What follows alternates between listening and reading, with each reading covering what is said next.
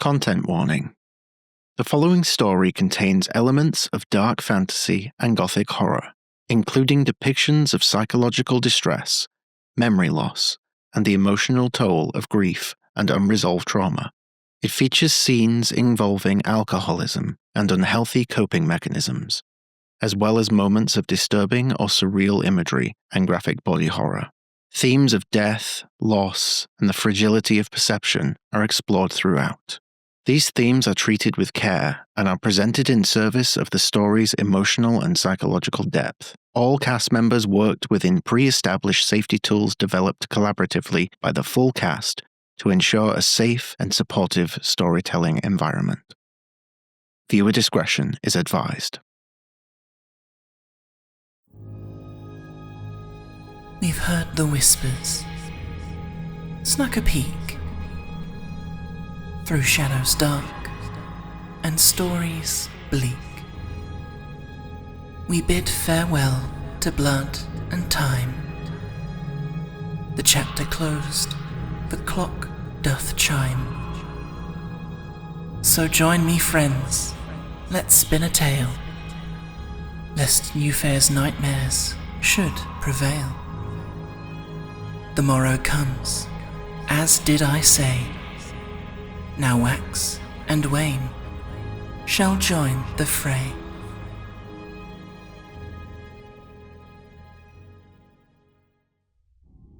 We begin today's Candela Obscura.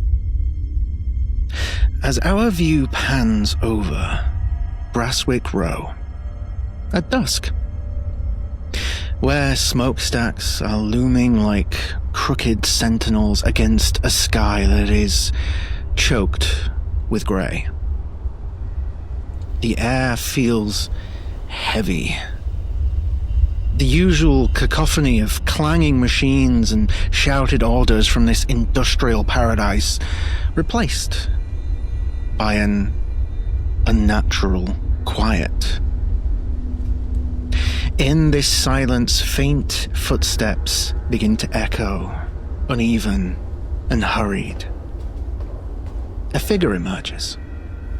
A young woman, her face pale and streaked with soot, clutching a bundle of letters against her chest.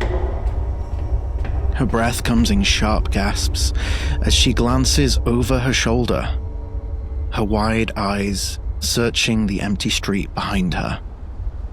There's nothing there. Not a soul around.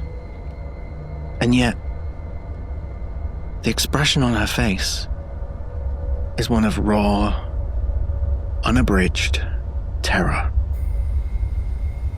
She stumbles towards a lamppost, presses her back against it, as though its presence alone might shield her from whatever it is that she fears. The bundle of letters slipping from her grasp, scattering across the damp cobblestones. Gone. They're gone. But I still hear them. Her gaze drops to her hands, and for a moment she stares at them, almost as though they aren't the hands that she recognizes. They aren't her own hands. But they are. Aren't they? I know her name. I know her name, I do. Wait, no, I did. And then, faintly at first, it begins. It starts as a low hum, a sound that seems to rise from the very stones beneath her feet, almost as if the very voice of South Soffit has awoken in this moment. It isn't loud, but it's relentless, vibrating through the air like an insect's wings, magnified 100-fold. Her breath quickens, her eyes darting wildly, but no source for the sound can be seen anywhere.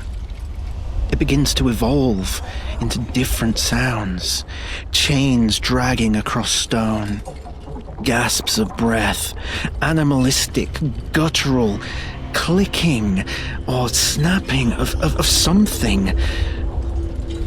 Something that is well and truly alive in this place, seemingly so devoid of life. She clamps her hands over her head, sinking to her knees. No, not me. Not me too, please. Please, please, not me too. Please. The sound grows louder and continues to evolve, more insistent, weaving itself into her mind like a parasite, suddenly building rapidly until... silence. Sudden, certain silence. Her movements slow, her sobs fading into a strange, abnormal stillness. Her hands fall to her sides, and she sits motionless on the cobblestones, her face slack, her eyes unfocused. The sound returns, quietly vibrating through the air with a now relentless rhythm that seems to pull at her very being. Her body shudders violently in unison as though an unseen force is tugging at her joints. Her head snaps to one side, then the other, her neck moving unnaturally, too sharp and too sudden.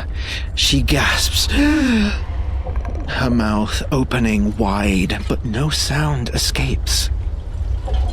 Only the sudden snap of tendons stretched too far. Her arms jerked upward, her elbows locked at odd angles, her fingers splaying like broken twigs. Her legs buckle, then straighten, lifting her almost off the ground entirely in a grotesque, stuttering motion, as though invisible strings are wrenching her into place like a marionette. The woman's eyes, once wide with terror, glaze over, the light within them dimming like a dying flame.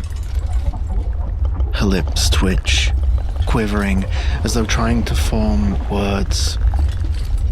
But her voice is gone, swallowed by this oppressive force.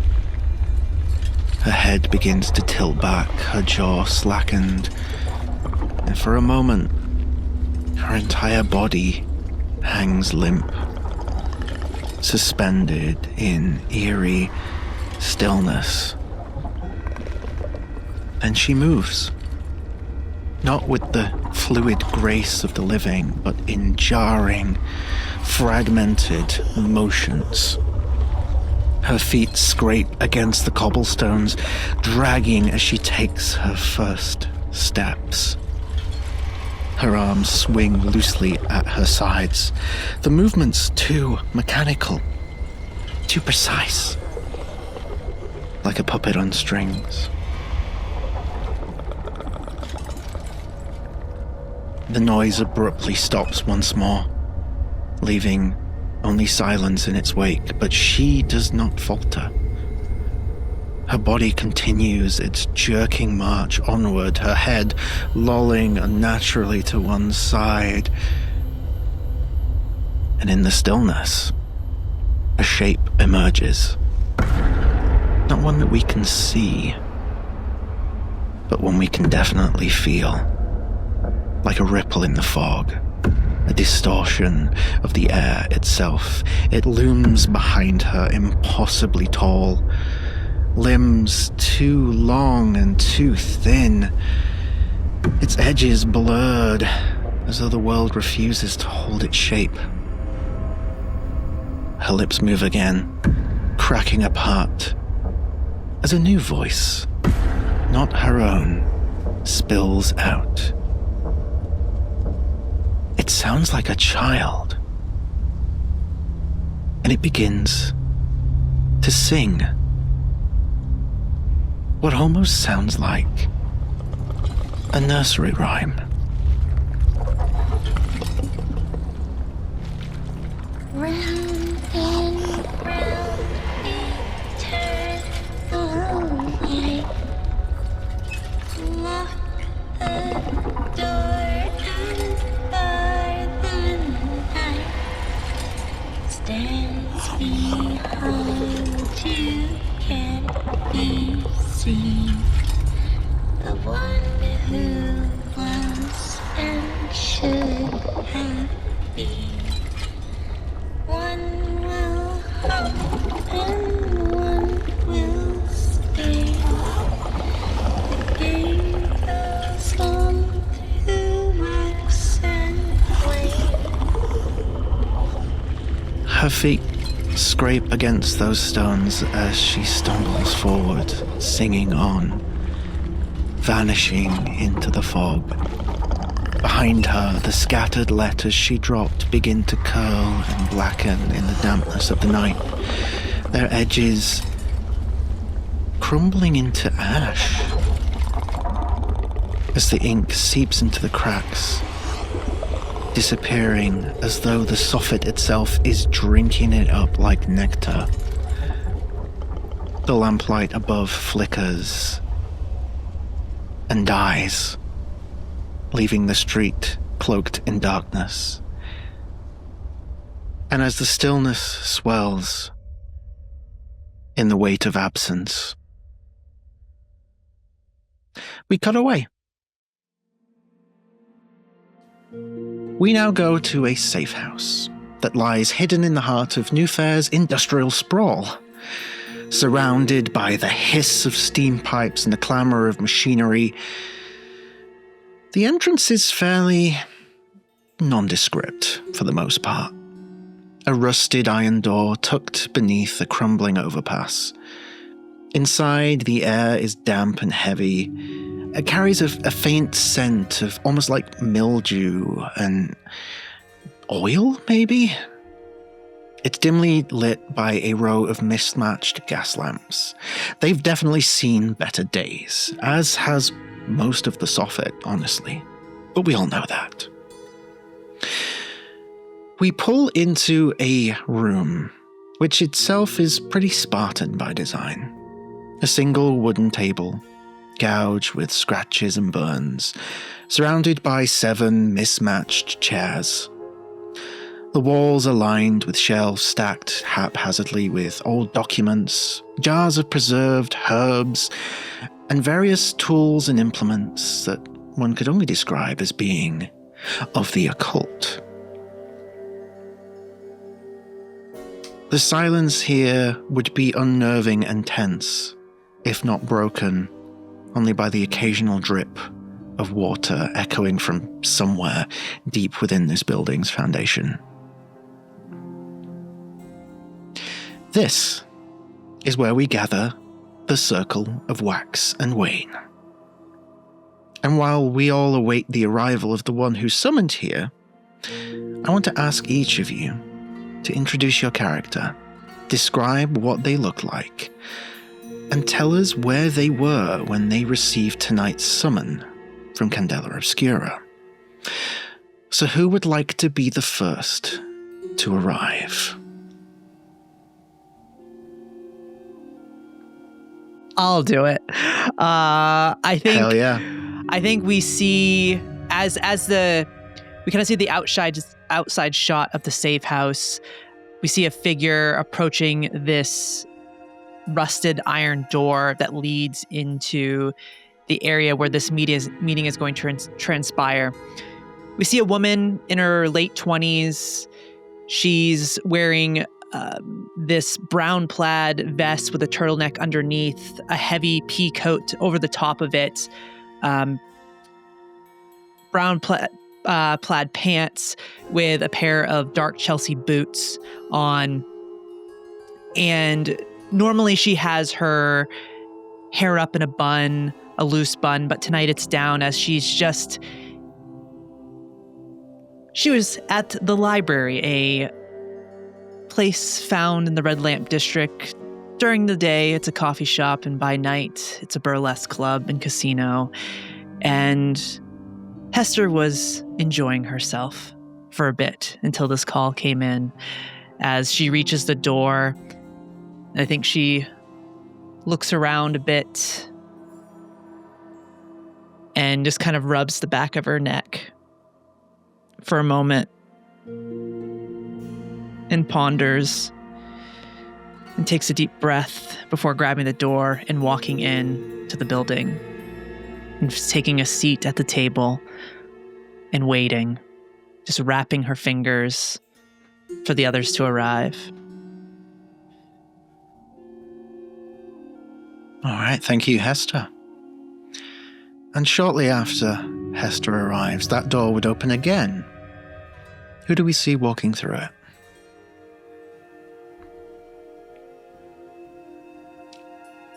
The good doctor. It can be me. Dr. Ophelia Hugo is, she's about 5'8", dark hair, dressed exactly like this, a dark green cargo jacket with her doctor lab coat on, a simple outfit underneath, comfortable, movable. She has a handkerchief on in case of emergencies. Her hair is tied up in her mother's ribbon, and she has big-ass glasses. And she is briskly walking down the street to where she's being summoned, having wrapped up her shift at Gray Slate Sanatorium. It was a rough day. It always is. But it's why she does what she does. And it's not often that she's doing a double shift, as it were, with Gray Slate and Candela in the same day. It always fills her with a bit of anxiety, but she's seen worse. So she's putting on her big girl boots and marching down, and she'll arrive and see Hester, whom she is familiar with and pleasant with, so she'll come in and make herself at home. I think as you sit down, Hester would just look over at the table at you, and she goes, "Another long day for you?" Yes. Not unpleasant. Progress was made with several of my patients, but not all of them. But we're getting there. We're getting there. You should come out some nights with me. Just to let loose a little bit. You work very hard. Well, thank you. I try. I think you and I decompress a bit differently, but I'll give it a shot. You should come out with me. It'd be a lot of fun. I'll consider it if I have time and I can stay on my feet that long. We'll find time. And she just sits back and kind of just crosses her arms, and just gives a little just a little wink, and then just sits back and.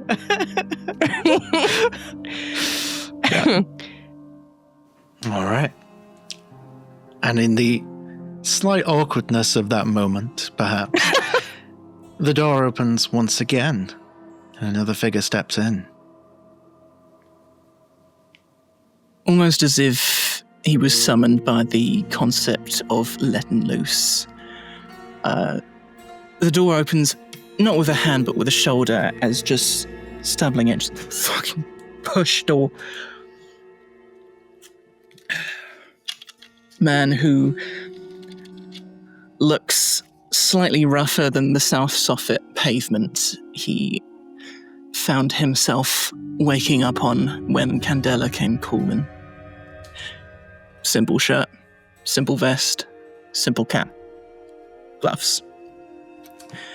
A tapestry of bruises and cuts on his face.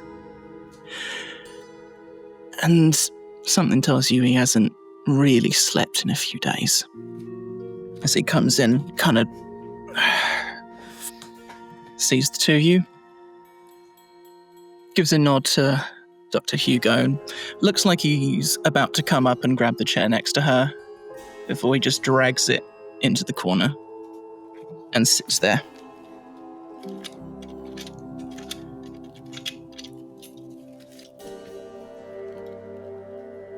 How are you feeling, Finn? Rice rain. You haven't slept. Oh, I slept plenty. Is it in your best interest to lie to your doctor? Guess it wasn't sleep. I was unconscious. Do you feel equipped to go on our call today? Yeah, I got everything I need.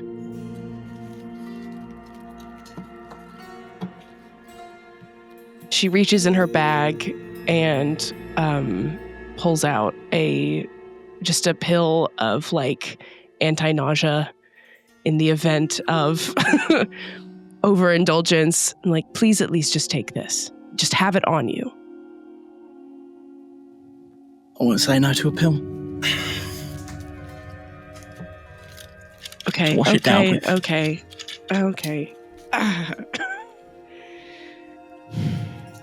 Who's this? Hester? This is Hester. Hester Knox.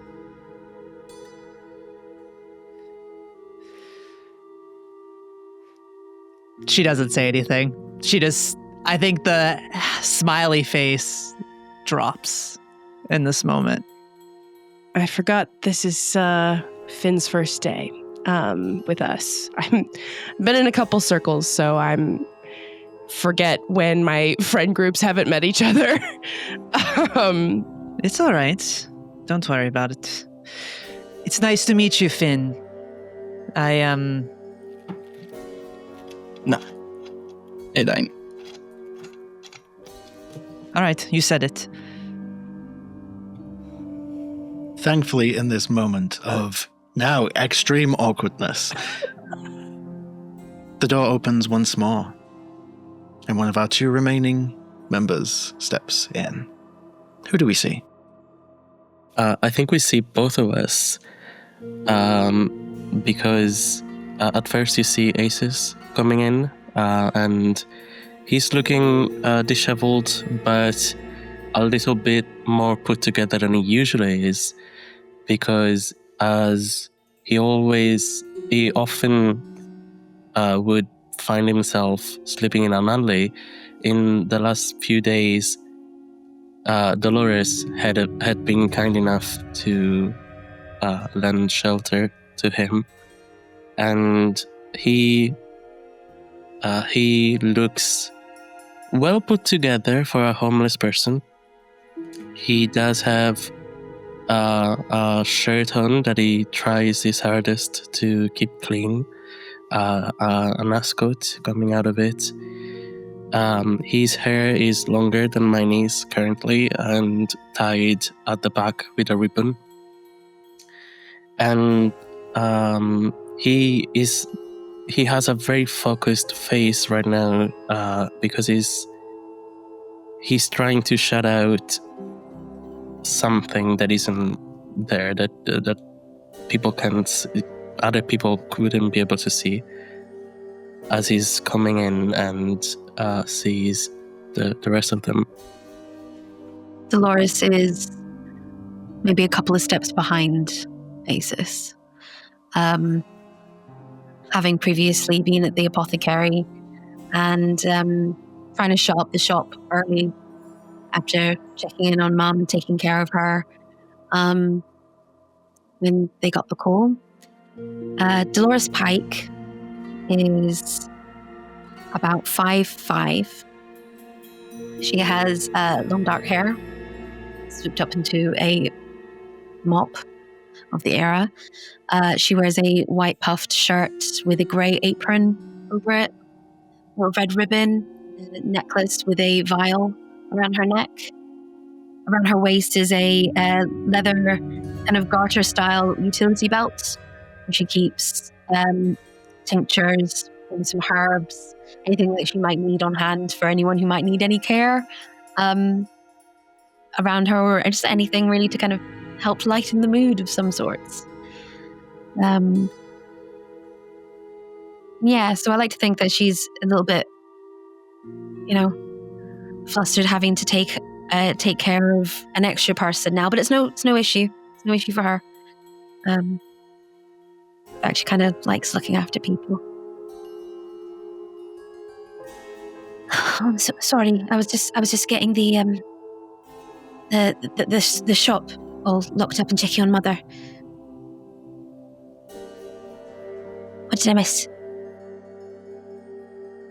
Nothing. Finn being an asshat. It's fine. He's got his own thing. Oh, I know what he's got. He's got a problem, but he'll be fine. He just doesn't know He it. stares daggers at you as you say that, but he doesn't say anything. Then he looks at Finn. You look familiar. Hello. Yeah, you were in a ballet one time. I've been in a lot of ballets, but yes. Well, do you all know when Mr. Ambrose is about to, when is he coming? I assume soon.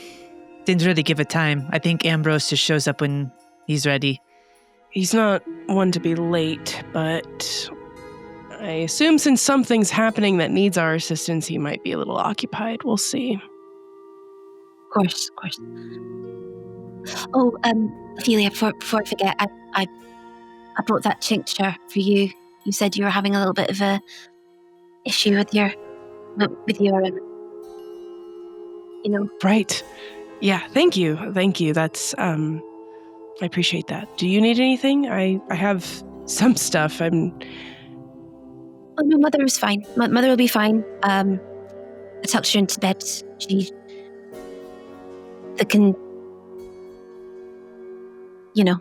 The tar wasn't too bad today, so. Well, my door is always open if you need a second hand. I know that you have it handled, but if you ever need anything, any assistance, my door is open to you. You know that. I appreciate it. Thank you. I will call in a dove if I need you. Okay. It's about this moment you hear footsteps from outside the door as the five of you, now together, awaiting your new assignment. For most of you, not your first. For all of you, hopefully not your last either. The door creaks open and Lightkeeper Ambrose Thorne enters. He steps into the room with a deliberate, almost halting gait. His tall, gaunt frame seems more skeletal than usual. His black coat is rumpled and streaked with grime. His good eye, sharp and grey, flicks to each of you in turn, whilst his clouded-over left eye stares blankly ahead. There's a faint sheen of sweat on his pale skin as his hands are trembling. He's clutching a battered leather journal. It's been many months since most of you last saw him, after your first assignment together. Minus Finn, of course, who is new to this circle. But Ambrose looks like a shell of his former self. Like stress has aged him a couple of, decades, maybe. This was a man who once set the impression of being an immovable object with his personality. Yet now, seems more fragile than a pane of glass. The sheer difference is concerning. Without a word, he slams the door behind him, locks it with a firm click of the lock. And for an extended moment, he simply stands there, facing the door, his shoulders hunched, breathing shallow and uneven, like he's been running. And after a few tense moments, he turns and faces you all.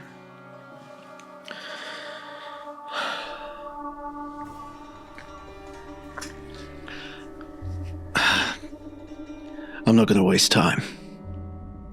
He strides over to the table, drops the journal onto the surface with a dull thud. I've been sitting on this for a week. Thought I could handle it myself. Thought I could figure out what was happening without dragging anyone else into it. Figured it was just another missing persons case. It turns out I was wrong. Dead fucking wrong. He slams his index finger onto the journal on the table, his hand still trembling on it. Everything you need to know is in here. Everything I could write down before it started slipping away. Before I started slipping away. He slumps down into the chair next to him, starts tapping his fingers nervously against the edge of the table. It started with a letter. No courier, no seal, just there, on my doorstep. I didn't think much of it at first. Figured it was just some sort of prank or misdirected nonsense. But then I went to Brasswick Row. You know the area, in the Soffit. Factories, smoke, noise. It's never exactly quiet there. Except it is now. And it's not the kind of quiet that makes sense, if you catch my drift. Now, I walked those streets. I talked to the people that are still there, and you know what I found? Nothing. No one missing. No one grieving. But there's gaps. There's places, things that don't add up. There's empty chairs, beds that look slept in but don't belong to anybody apparently, and names that no one seems to be able to fucking remember. And he looks down at the journal, flips it open, a few pages to a page near the middle, revealing a piece of parchment folded up, glued to the worn leather. He unfolds it. The edges are frayed, and dark red smudges stain its surface. You don't need to wonder what kind of dark red. You know exactly what that is. He doesn't look at it. He gestures for one of you to read it out loud to the group. Who'd like to read the letter?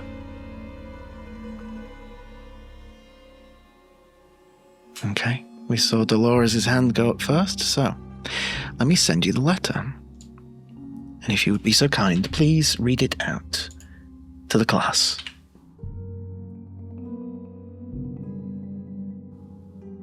It's eating us. Not the body, not the soul. Something else.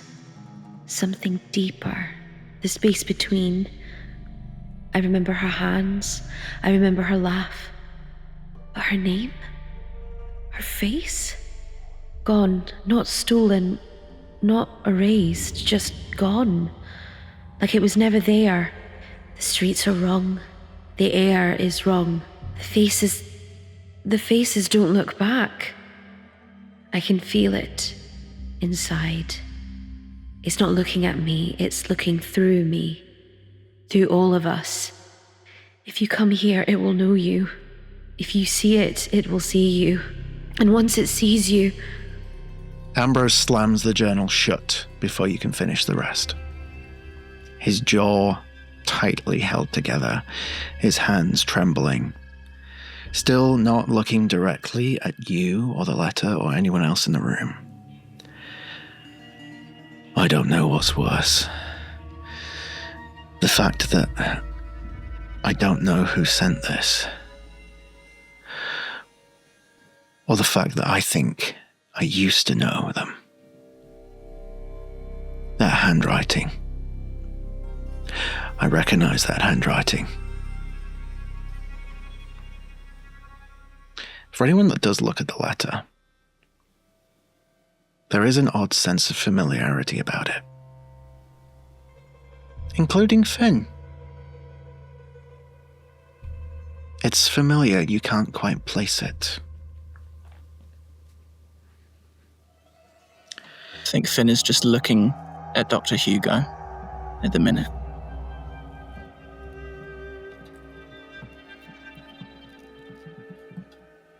I think Ambrose looks at Finn, then looks at Dr. Hugo.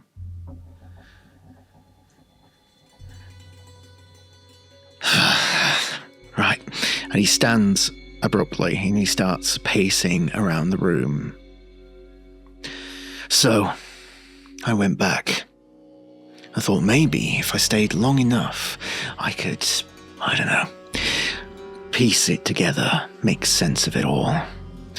But now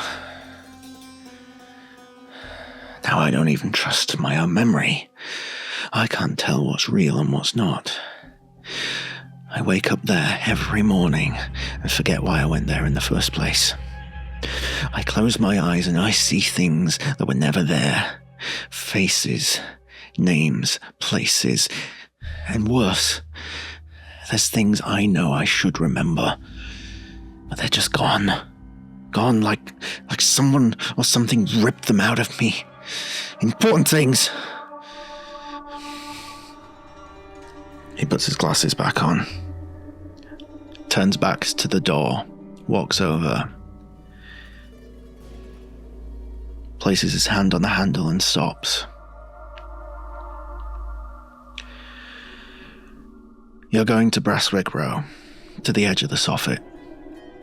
17 Milborough Avenue was the address of the missing persons report.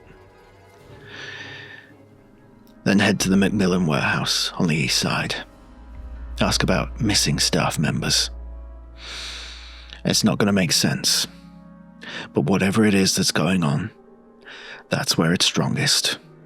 Whatever it is we're dealing with, that's where it's, I don't know, hunting, feeding, whatever the fuck it's doing. And if we don't stop it now, I don't think it's just going to stop with the Soffit. It's going to take the whole of New Fair. And then he pauses, opens the door before stepping through. He looks back at you all, at the table, at the journal. Remember, it's not the gaps that get you. It's what tries to fill them. He steps out into the hall and shuts the door behind him. Wait. I go to the door and try and catch him before he leaves. Are you running after him? Yes. The moment you lay eyes on him, because he has heard people running at him, he is facing you with a gun pointed at you. And he is fear in his one good eye. I jump in between this. I stop Acis and Finn. Just no chasing. Everything's fine. Everything's fine. I just wanted to ask a few questions before you leave. Do you know us?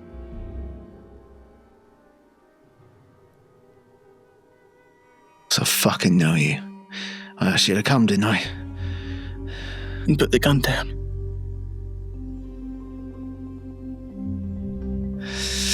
His hand shakes, and he holsters the gun.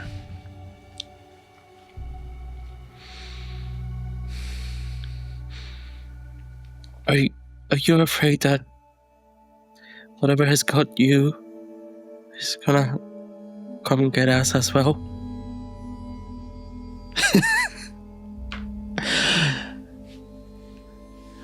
If we don't do anything, it's gonna get every fucker in New Fair. Or I'm just crazy. I don't fucking know.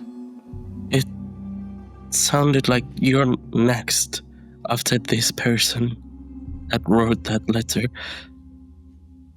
I don't think that's how it works. You're experiencing the same symptoms though, right? Or did I misunderstand? I don't know what I'm experiencing, but I feel like it's not just me being next. I think we're past that.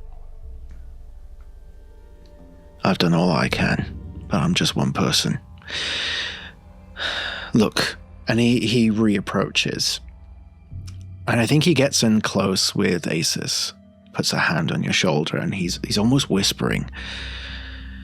Look, Candela does not know about this. This is off the books. I don't know why. But the idea of making this an official case just doesn't sit right with me. I hope I'm wrong. But I've had enough fuck-ups over the years to know that when my gut says one thing, it's usually right, and it's usually for a good fucking reason.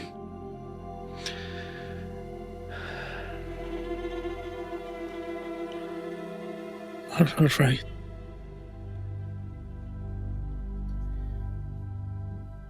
I'm sorry. I'm bringing you into this, but I don't know who else to turn to. I can't remember who else I can turn to. There was only one other person in Candela who I trusted, and she's been fucking missing for God knows how long. Who's that? One of the other Lightkeepers. Maple Blade. But no one fucking knows what's happened to her. Her shop got burnt down. You remember her, though, so it shouldn't be the same thing that happened to these people. No, that was weeks, months ago. I don't even know how long it's been. That's the problem. I can't trust my own fucking mind. But there's 5 of you, so you've got 5 times as much chance as me. Well, whatever you do, don't do anything stupid. Dolores is going to reach into her utility belt and just reach out and hand over a tincture with a small roll of parchment wrapped around it. Look, you seem really frazzled, so take this and read the affirmation and it'll help you. It'll help you sleep at least. He takes it and looks at it, sort of chuckles to himself. I think I already did something stupid, but thanks. I suppose it'll do less damage to me than whatever the fuck he's drinking. Pointing over at Finn. Only the best. I'm gonna go over, lie down. Maybe go take a look and come back if you find something. I don't know. I'm gonna stay here, I think. You're right, I'm not myself. I'm probably not safe. And this is supposed to be a safe house, so probably best chance I've got right now. We'll do our best. Our duty. I will say during this entire time, Hester has had her hand on her pistol, especially after he pointed the gun at the group. Instinctually, her hand went to it, but she lets off and tucks her hands in her pocket. I think he notices that and he sort of cocks a smile.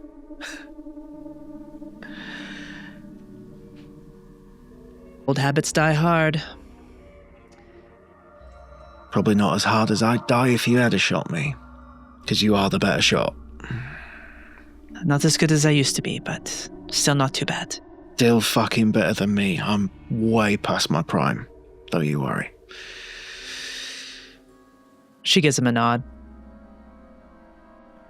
So, should we head to... and she has a little black book that she pulls out where she was taking notes during the time. And, Hester looks at everybody and just kind of... As that tension settles, she'd look at the rest of the group and say, all right, well, let's go and try and find some answers.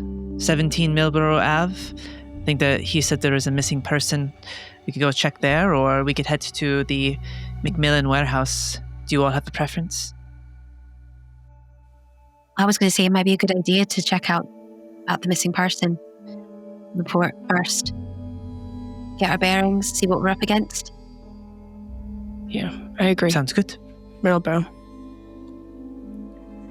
All right. You leave the safety of the safe house and head deeper into South Soffit. Just for fun, can I get a move roll from everybody? First roll. Sure. How does it work? Because I only have one, so I just roll one, right? Yes. I got a 4. I rolled a 1. Oh, lovely.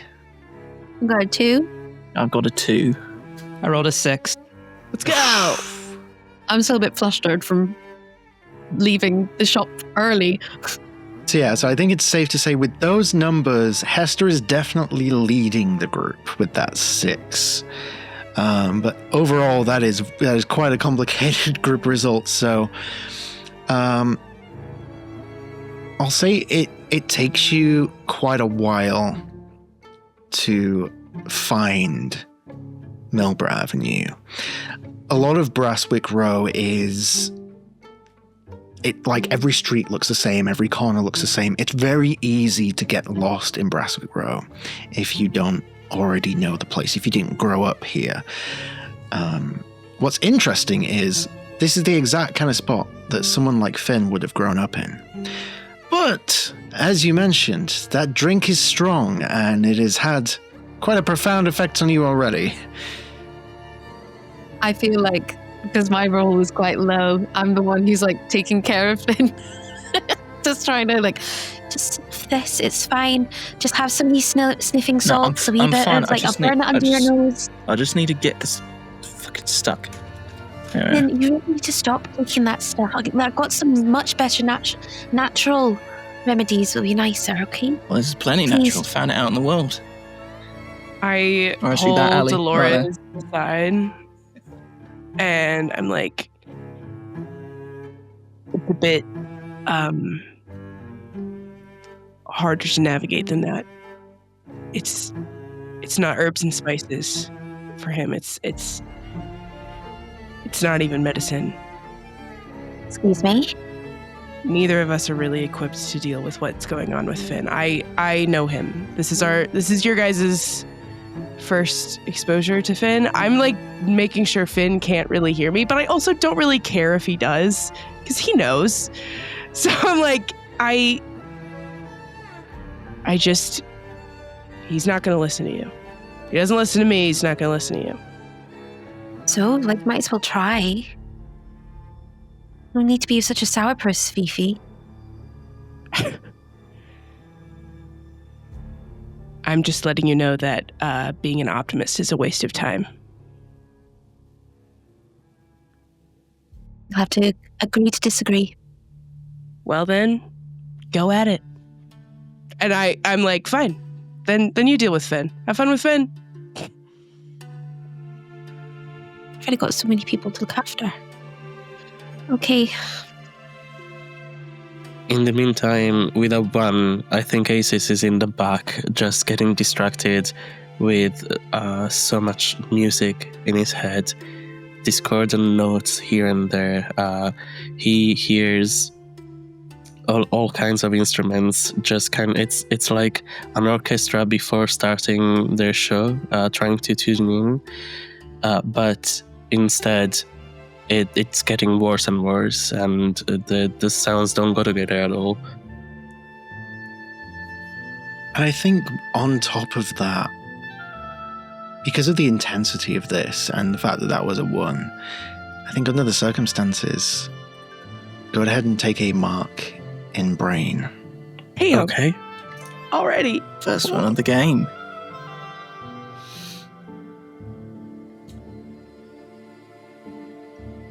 Now, I think with that 6, Hester, I think the reason why you are able to eventually lead the group to exactly where you need to be is because you are able to focus on the one good thing that Candela is good at tracking. What does bleed feel like for you? For Hester, it feels like the gravity around you is just, it's so oppressive. It's pushing down on you. Your limbs, it feels like your limbs are heavier. Almost when you wake up from sleeping and your arms all tingly, it's asleep. That's what bleed feels like to Hester. And something that I think is a very common feeling on the back of her neck. It's always numb. And you feel that as you get closer and closer to Milborough Avenue, you feel that weight, that almost gravity-like feeling pressuring down on you.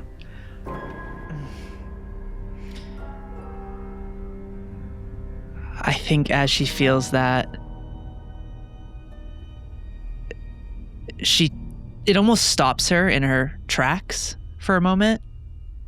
And I think the rest of you would see, well, she can be quite stoic and focused. This is a moment when you see someone that is just, it's like getting hit a brick wall, hitting a brick wall, as it kind of just stops her in her tracks as that weight hits her. She looks up and 17 Milborough Ave is there, and I think as she collects herself, she says, "Sorry, I think we're in the right spot." And she walks over, and it's kind of like hidden behind a bush, and she goes over and moves it, and she says, 17, right here. I think this is the place. And you see it is a fairly nondescript terraced house, much like many of the poorer establishments of the United Kingdom. You would see that some of us are more familiar with than others, like deep red stone bricks, mostly crumbled away. It's very, very poorly maintained, but it's a 3-story dwelling, and there is like a small garden around outside the door with no soil or grass. It is just concrete. A few potted plants that are absolutely dead at this point, and a very beat up, busted front door ahead of you. Remember what we're looking for at this place? We're looking for anything related to the missing persons report. Basically anything we can think of that will prepare us for what could happen. Clues, basically, Finn. I'm assuming there's windows and upper floor? Yes. Is there a drain pipe? Yes. I'm going up there. To the front door. Jesus Fucking Christ. shit. Okay.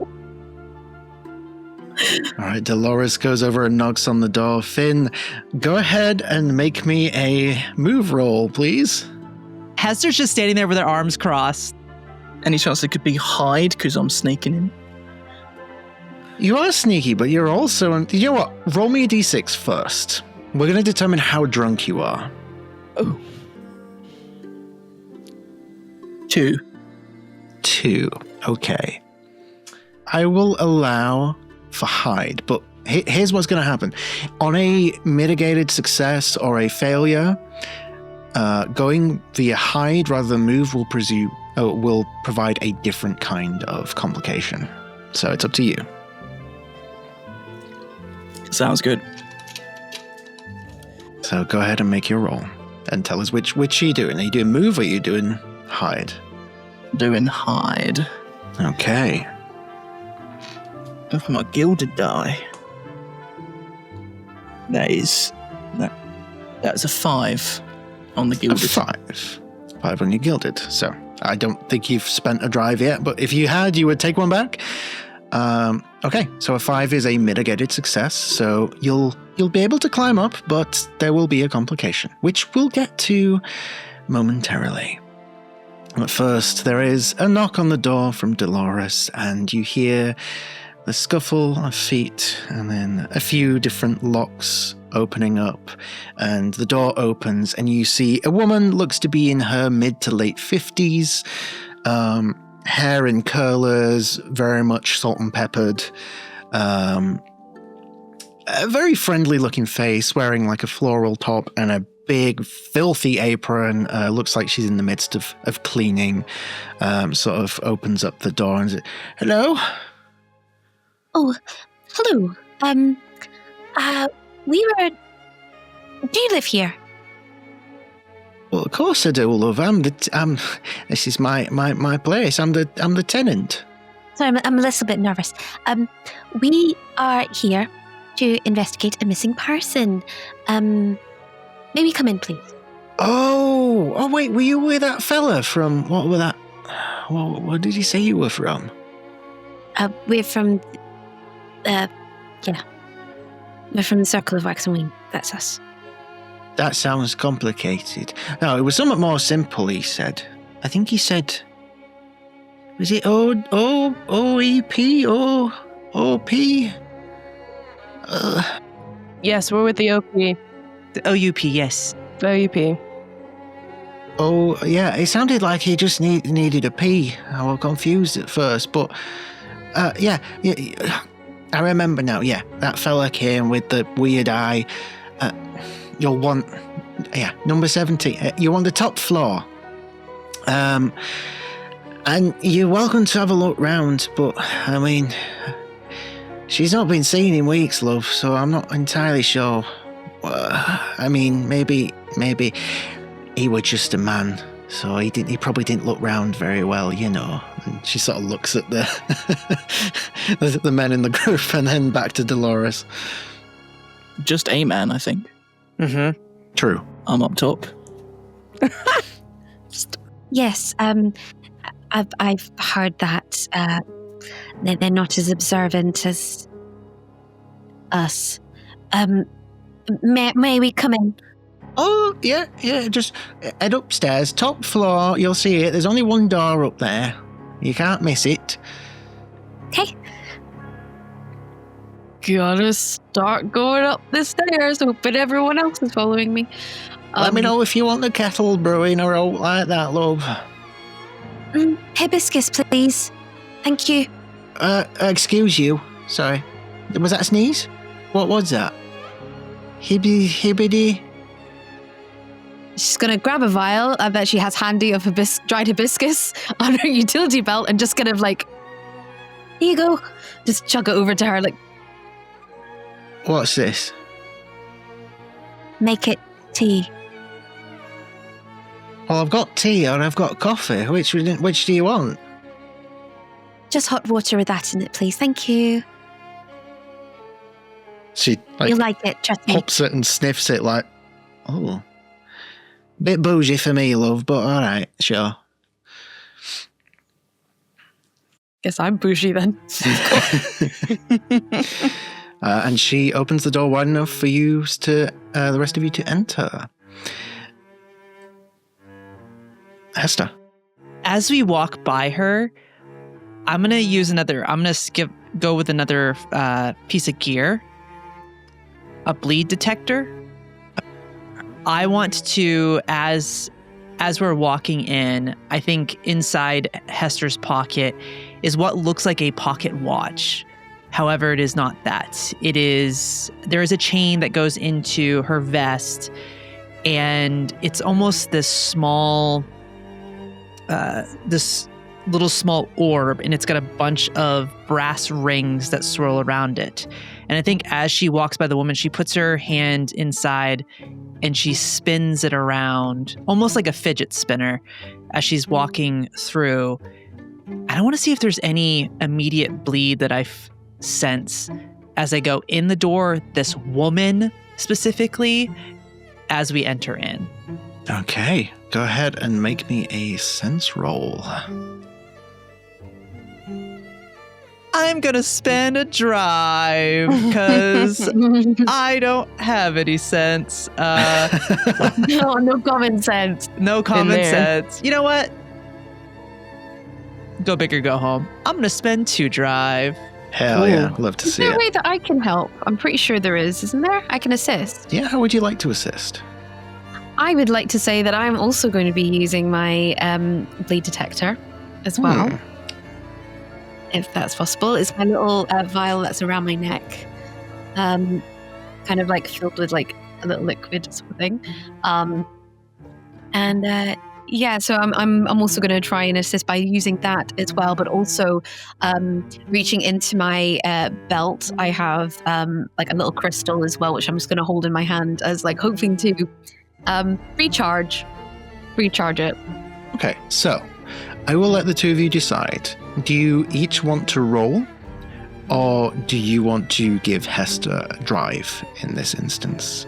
It is up to you two. You probably have better sense than me, so I've got 2 cents. Could I assist? Yeah, absolutely. I'll give one of my drive to Dolores in this moment. Perfect. A 6, a 3, and a 2. All right. So with a 6, that is a success.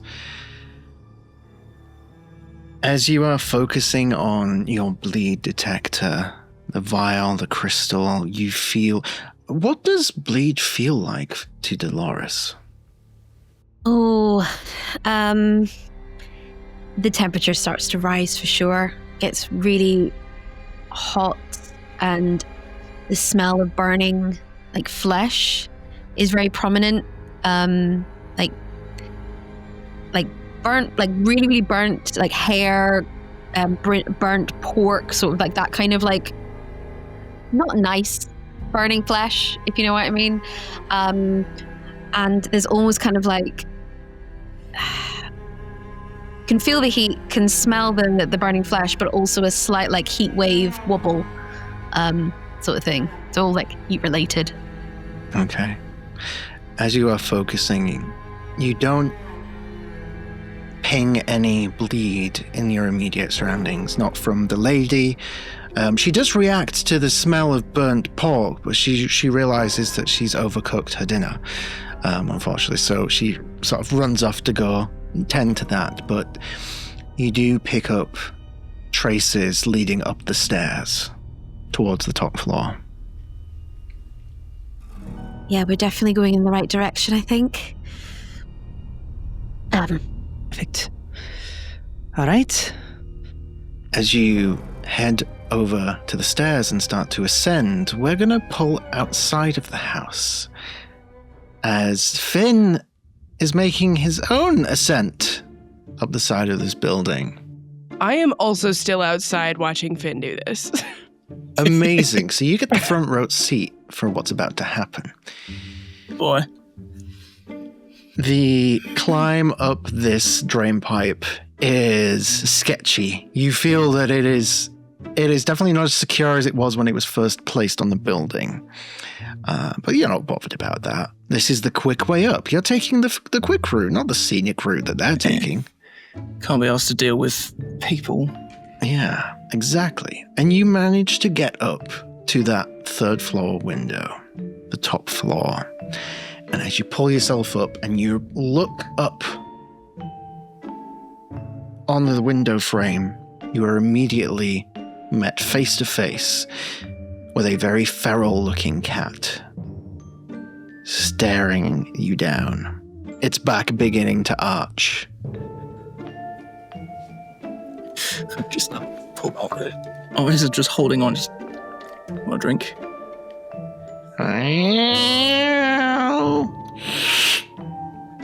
Yeah, all right. I'm just gonna try and jimmy the window, if need be, using my burglary equipment. Happy to mark that. I'm ignoring the cat. Okay. Go ahead and make me a control roll. I'm going to burn a drive for this. That's double fours. Double fours. Okay. So, mitigated success. You're able to jimmy the window open easily enough. The downside is the cat definitely takes a few swipes at you as you do, because you have encroached on its territory. Are you going to take a mark in body? Yeah, I am. But nonetheless, the window ding, pops open. I'm just going to climb on in. If the cat's still on and around, I'm straight up going to shove out the window. I can't deal with this fucking shit. Luckily, the cat manages to jump out of the way before it can be pushed from the third story of this building. I'll try the nice way, mate.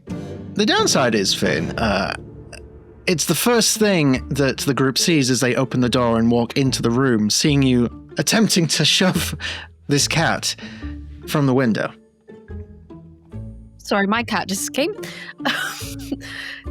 I will never forgive you, Finn. Why are you trying to... What?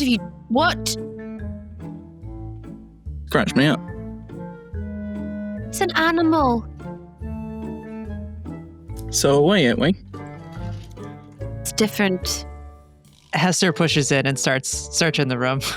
Yeah. You take in your surroundings, and it's a pretty straightforward room.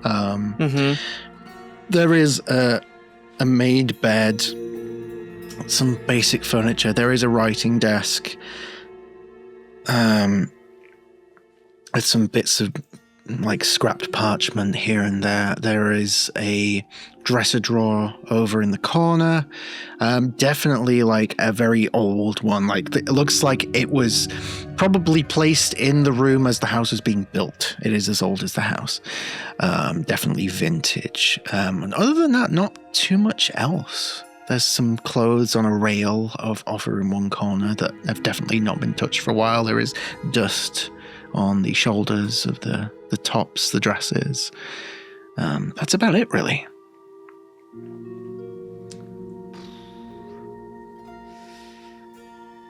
One's here. That's clear, yes. But we should look and see if there's no one here and they're missing. We can ask for forgiveness later. And I think she's going to start opening the dresser, going through the desk, in that order of operations. Yeah. So anyone who wishes to properly look around, go ahead and make me a survey roll. Oh, I don't think I will be. I've got 0 in that. You got a 4, okay. Wait, I can use a drive, can't I? I'm going to spend a drive.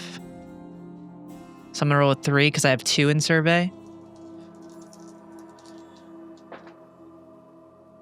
A 5. Mixed success. All right, we've got a 4 and a 5. So let's go with the 4 first. Finn, whereabouts are you looking? I think I'll check under the beds. All right, you go to check under the bed. See if there's any like floorboards or anything. I'm kind of just trying to think where I tend to hide my booze. Mm-hmm. Okay. So you get down on the ground and you look under the bed and you see that there's like an old shoebox under the bed. And as you grab it and you start to pull it out, you see that behind it is another cat that starts at you. So many fucking cats. Fuck off. Just grab the shoebox. You open the shoebox and it has a nice pair of work boots in. They look pretty well worn. There is dried mud on the soles. Definitely like work provided boots. These are not boots that you would buy from, a store. Are they my size? They are not. They are quite dainty. Chuck them aside. Hester, whereabouts are you looking? If Finn looked under the bed, I think just thinking about elements of what Lightkeeper Ambrose said about getting a letter, I think I would go to the desk and start looking at parchment and just seeing what I can find there. I think that's where Hester would head, ultimately, before heading to the dresser. I think desk would be the first thing she would go rummage around. And with a 5, you do find there is a bunch of... It's mostly blank parchment, but you do see one that is a letter that is mostly smudged at this point. It's been here for a while, but it's difficult at first, but you hold it up to the window and you get the light in, you can see some of the message that is smudged, but because of the way it was written, you can see the indentation in the parchment. Mm-hmm. You can't get all of it, but what you can get with a 5 is the phrase at the end which says, "Be safe, dear brother," and then the initials E.H. Meanwhile, Ophelia, are you still outside? I've come in. You've come in at this point. I've seen Finn safely make it through the window, so I've come in. I've been toying with the idea of talking to the lady making Dolores's tea. So I'm gonna find my way to her.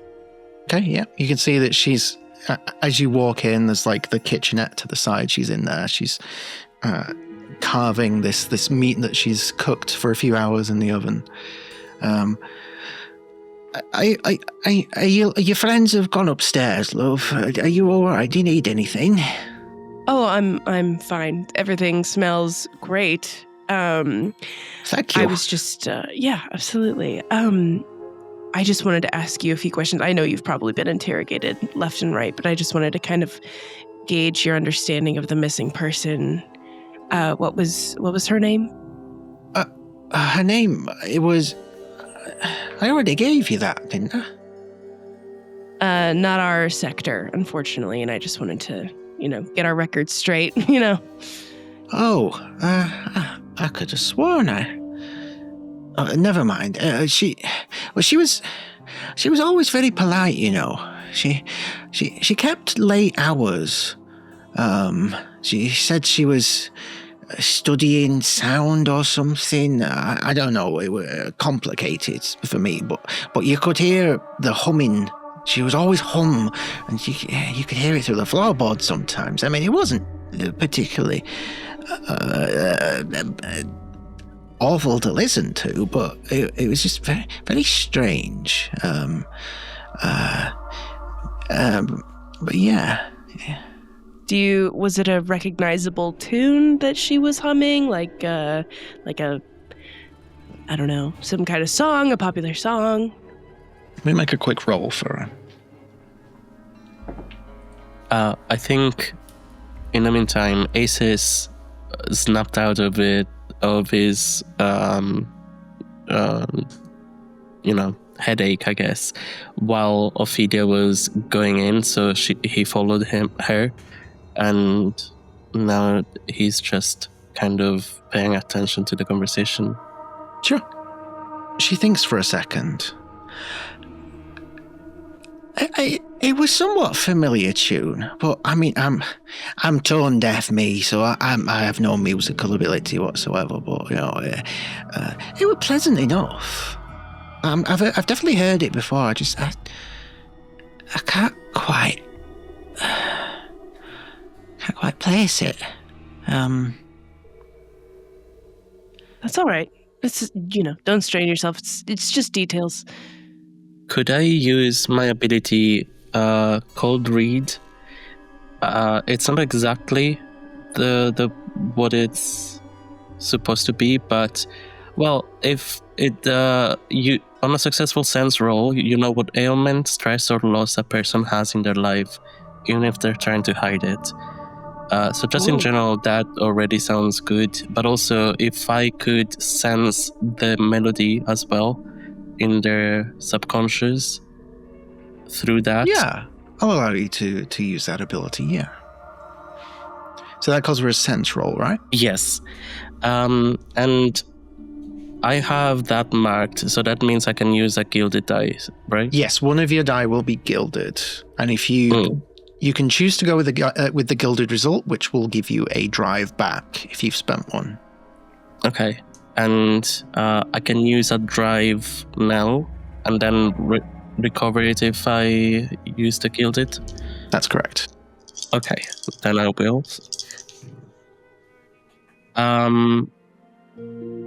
So that's a 4. A 4, okay. Are you taking the gilded result? Is that the gilded result? No.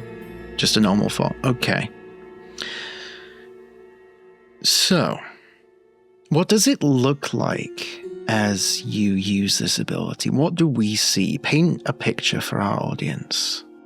So, as I usually try to shut out all of these music, all of these noises, now I'm trying to tune into this person's aura by listening to the music that they emit. So it's like I'm trying to figure out what exactly, it's like tuning into a frequency on the radio. I'm trying to focus on the melody that they're emitting.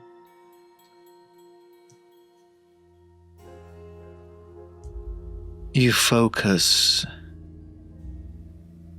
using this ability. Off the bat, it's very clear to you. You come to the understanding that this individual definitely is suffering from some level of memory loss. A little bit of a similar situation to what you saw in Ambrose, now that you think back to it. Not as acutely, but there's definitely a familiarity to it. And as you're focusing on that, it's like trying to focus on the frequency of a tuning fork. And it builds and it builds. And for a second, it stops and you hear a hum. A female voice humming.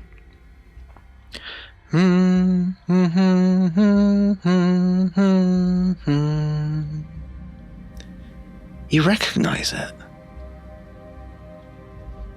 but you can't quite place it. Go ahead and take a mark in bleed. Mm-hmm. Shit. And as I hear it, I will hum outside of my head as well, so that both Ophelia and this person will be able to hear it. And as you do, the lady reacts. She looks at you. That's it. That's the humming that she used to do. Oh, I mean, no disrespect, but she's She's got a better voice than you. I mean that more sincerely, I merely do. But yeah, that was. And her words start to trail off as she starts with a nosebleed. I immediately grab a chair and let her sit down. Ma'am, do you have frequent nosebleeds? Your nose is bleeding. Oh, goodness. Oh, there's a hanky over there. Pass me that, love. Oh, I haven't had one of these since I was a little girl. Oh. She starts dabbing at her nose. You feeling all right? Yeah, I think so. Maybe I've not drunk enough today. I don't know. Sorry Let's about get you this. some water. No, you're absolutely fine, ma'am. No worries at all. I grab her some water, and I glance at Asus to kind of quickly gauge what's going on with them. Aces has kind of like a wild look. He's worried about this lady being, with the nosebleed, but also he is intently looking at Ophelia to see if she is also being affected by it. So he's like looking intensely. As you're looking at Ophelia, you do start to notice just the beginnings of a nosebleed on her face. Doctor? And as you motion like that, your fingers are damp. Blood. All right. He would use his sleeve. The lady says, if I don't want to be a pain, but if your friends have gotten what they need to get, I don't want to kick you out, but I think I need to have a lie down, maybe. Understandable.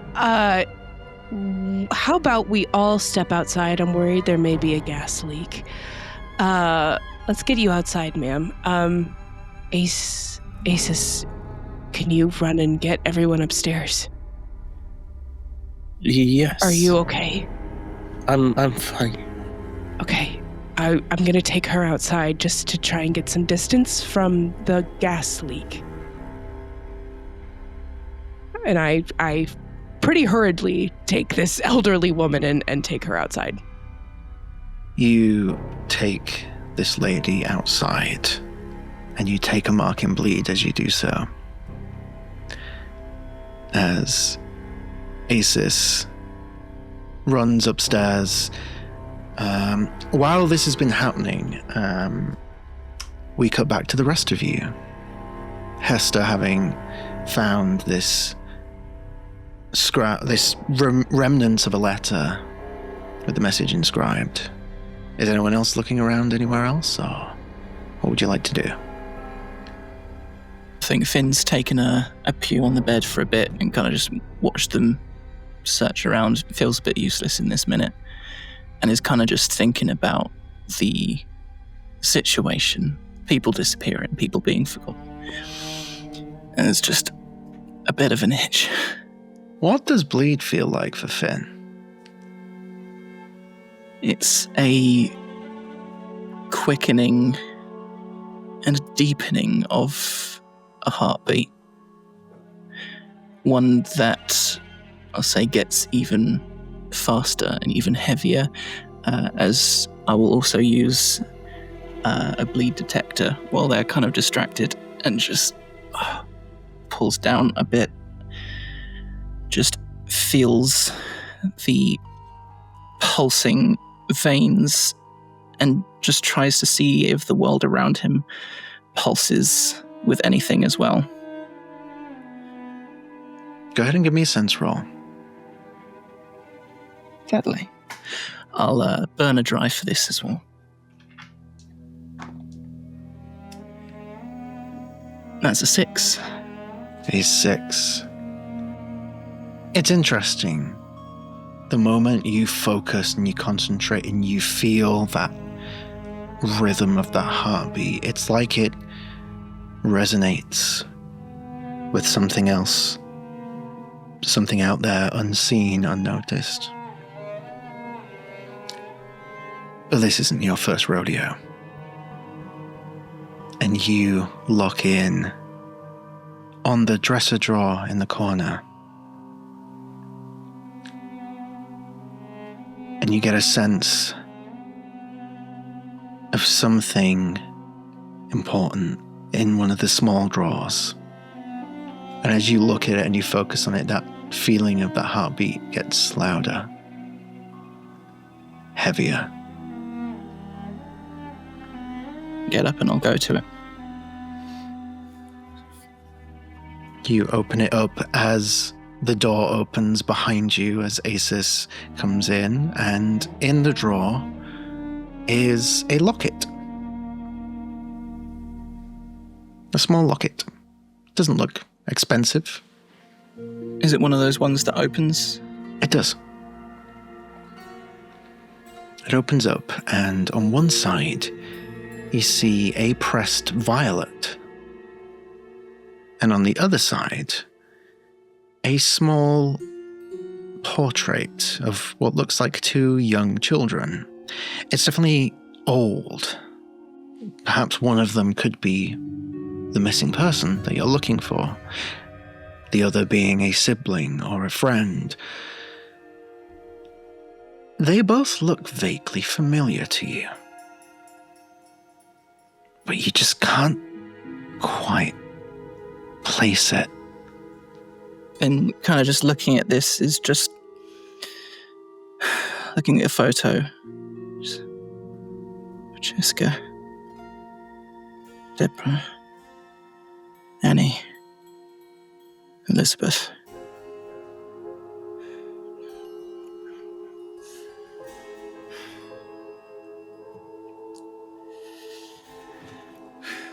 Found a locket. I think it's got our missing person in it. Crazy's back. Just gestures to Acis. That's not very nice. Accurate. You see him, there's still a little bit of blood left, and there's the blood on the sleeve. Guys, You're right. I'm not sure what happened, but Ophelia said that there's a gas leak and we should all get out of here. Sounds great. Let's go. Okay. Hester, come on. She walks out, still holding that disheveled letter, and I think she just pockets it as she walks out. Follows. As you do, you take one more look at it, just out of curiosity. Familiar handwriting to the letter in the journal that Ambrose showed you. Yeah.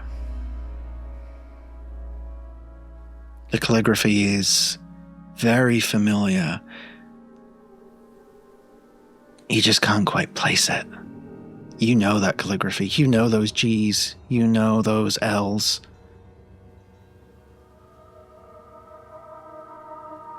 It's just on the tip of your tongue. I think she just stares at it, and as you had said, there's a familiarity, and then as she stares at it, kind of shakes her head and pockets it. One by one, you all head downstairs and outside, where Ophelia stands with this pleasant lady with the handkerchief to her nose. And I think she's just finishing a conversation with Ophelia where she's saying, she did nights, I think, excuse me, at, is it Macmillan's? It's down near the docks down there. Odd sort of overtime hours. I've never heard of a a job doing hours like that, but I mean, she always paid her rent on time, so I never really questioned it. As one never does in the Soffit, after all. A gas leak, you said? Yeah, it smelled like it to me, and I think, a bit of us all got a nice hit. Felt like it was probably originating from your kitchen. You should find somewhere else to stay. Was it because I cooked the pork too long? That could be the culprit, and that's not your fault. That's okay. It happens to the best of it. These old houses, ma'am, it's a common occurrence. I'm glad we were there to catch it. You should find somewhere else to stay until the gas leak is sorted, and the OUP will let you know when that is. Oh, yeah, what was it? OPD. Yeah, I'll look out. That's that's the one. The perforate. Yeah, we'll take care of it, ma'am. All right, but you find a nice place to stay. Let your other tenants know, and we'll let you know when that's all wrapped up. All right, we're gonna continue our investigation elsewhere, but you take care of yourself. All right. Thank you. I'm sorry for the trouble. I didn't mean to cause any bother for you. No, it's all right, ma'am. And I hope you find the lady. She's very nice. I think she was. I have a feeling she was. We'll keep you in the loop as best we can. All right. And I give her. I'm gonna go to my sister's two blocks down. Deirdre Hask. Everyone knows Deirdre. You'll be able to find her. Okay. What was the last name? I'm sorry. Hask, love. Hask. Deirdre Hask. And what was your name? Marjorie. Marjorie Hask. Thank you so much, Marjorie. You've been a great help to us. What's your name, by the way? My name is Dr. Hugo. Dr. Hugo, you're a doctor? I should have known with how well you're taking care of me. Bless you, love. Oh, bless your heart. I do what I can. And, if you ever need anything, and I give her my actual normal human doctor card. If you need any help, I'm happy to give you a look over in a week or so if any of these symptoms persist, okay? She looks at it and she's like, I don't think I need us to be in Grace-Slate Sanatorium anytime soon. No, but you have my contact information. I'm not trying to admit you into a sanatorium, I promise. But if you need a look over, I can help you. All right, love. Well, you take care. Thank you, Marjorie. And I rejoin the group. So I heard there was pork, was there? Not any worth eating. I don't think we should go back in there. Did you guys grab anything? I'm just gonna. Okay, fine. Finn goes back to the house to get some pork. You go into the kitchenette and you see that there are two cats up on the kitchen top, chewing away at it. Save the cats. Something we could agree on. I'll just start tucking in. All right. What are the rest of you doing while Finn hopefully sobers up a bit with this food? Pork goes great with this stuff, guys. I think Hester would pull out the letter that she found and show it to everyone. The phrase, "Be safe, dear brother," with the initials EH on it. She would show this to the group. I found this in the... As you can see, most of it is hard to read, but if you shine it just right, you can see this bit of the phrase right here. I don't know what these initials mean. I imagine of her brother, but without knowing, and she would just, hand it for anybody that wanted to look at it. But, I don't know if Finn found anything in particular inside. I know they found like a pair of boots, but beyond that... That pork inside was shit, by the way. I found this locket as well. It a bleed on it. So, use gloves. Something he did not do when he found it.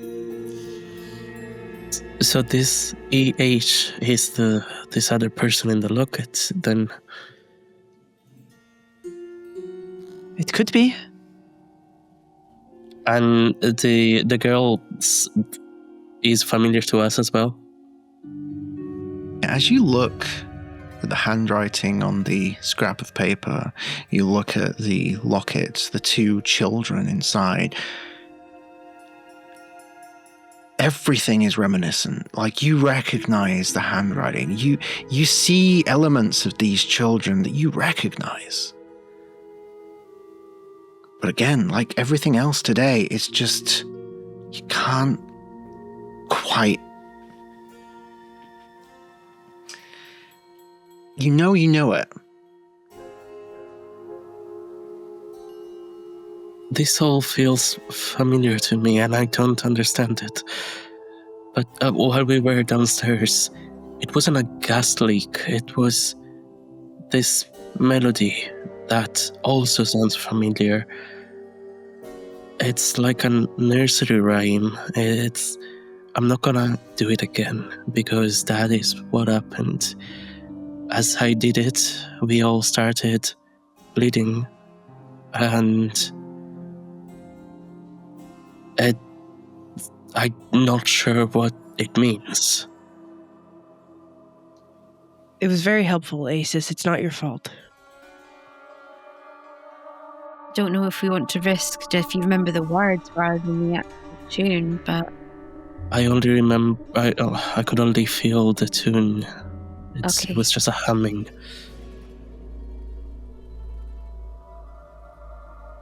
all right. Well, we got one other place to look at. yeah. She works nights. Time to go investigate that area. Maybe they'll know who the brother is. I'll take this moment to ask, because I believe we've heard from everyone else. Dr. Hugo, what does bleed feel like to you? It feels like my body and my consciousness is 3 feet away from themselves. It's like dissociation, on the brink of a panic attack, lack of control. It feels awesome. It feels really good. You're feeling that disconnection, that presence. Like it's trying to pull you in the direction to where you expect that warehouse to be. In a frantic state. You good, Doc?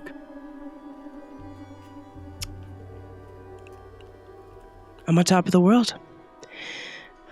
You notice everyone sees her breath hitch and kind of her posture is kind of changed to from a grounded upright position to a forward tilt that has her kind of stumbling forward, which she can catch herself on. She stabilizes herself with a wider stance, but she is following that lean forward.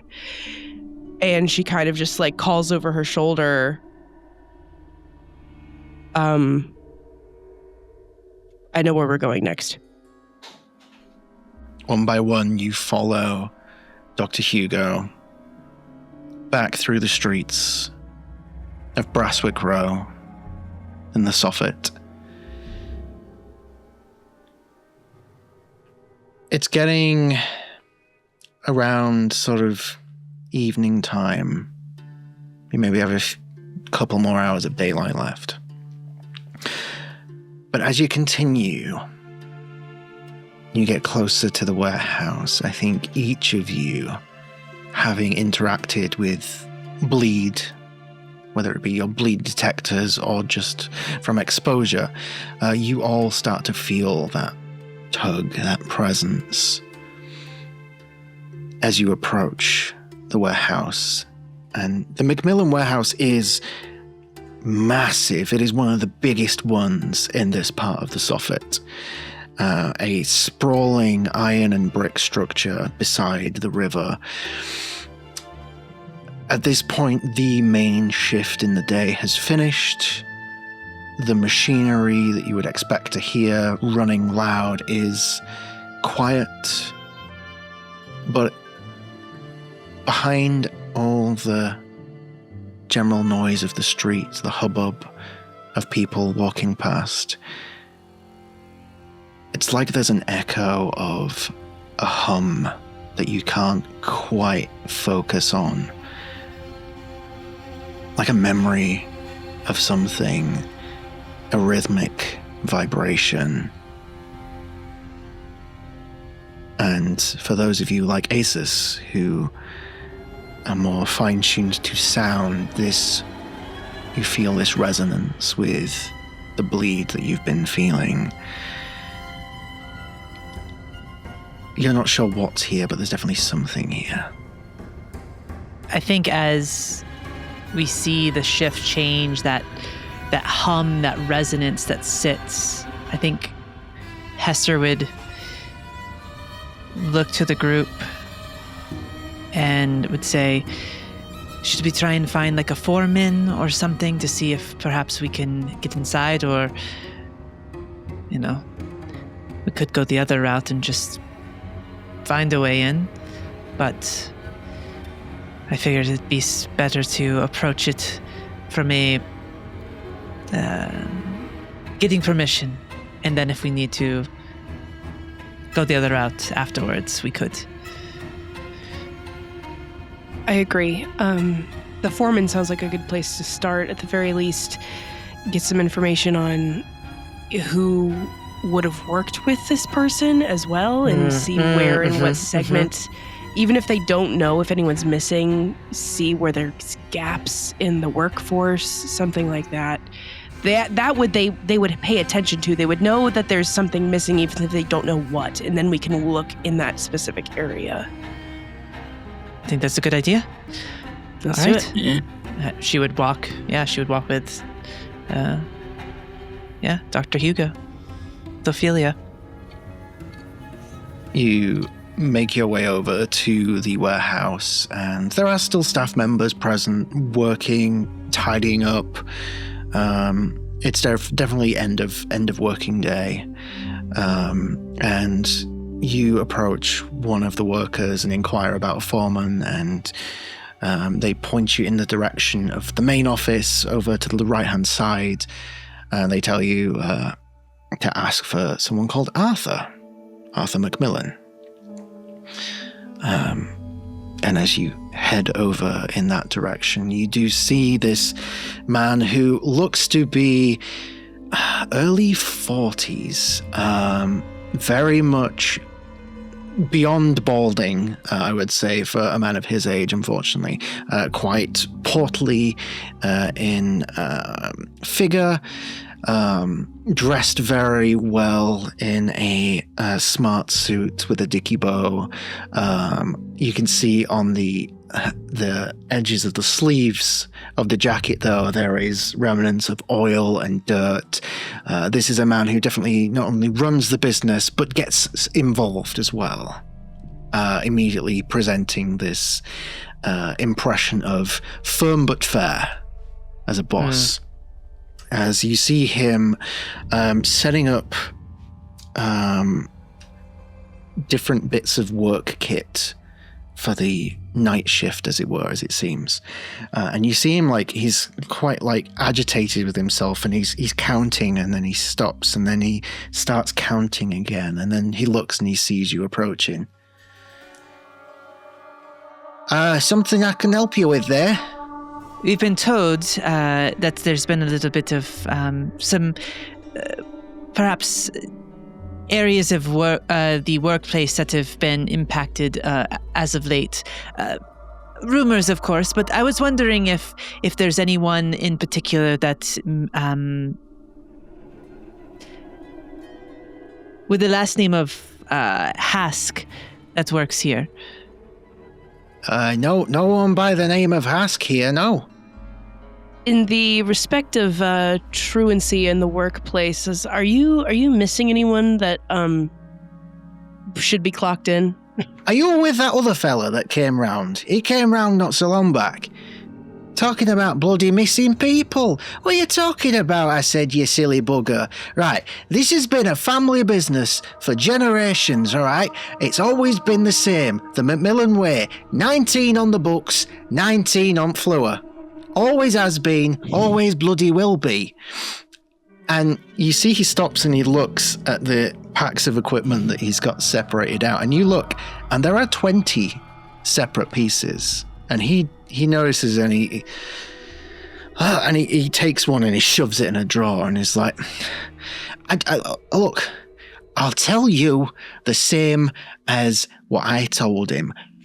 Macmillan's got nothing to hide from whoever your bloody bosses are. You can poke around if you want. Lockers and all that sort of stuff are back there. Some at workers might be back there. I don't bloody know. They've finished for the day. But you've got... Your bosses have got nothing to fear from Macmillan, and we certainly ain't got anything to bloody well fear from you. And don't even start about bloody humming, all right? Machinery hums when it's cooling down. That's all it bloody is. I want people to stop talking about it. He starts nosebleeding. Shit. Yeah. Just... Oh, for fuck's sake. Oh, fuck that. He's clearly hiding something. What was that other bit of kit you hid away? So you got nothing to hide, then you cram that in the drawer. What's that about, I didn't count properly, that's all. It's bloody... And you look and it's overalls, how many workers are there?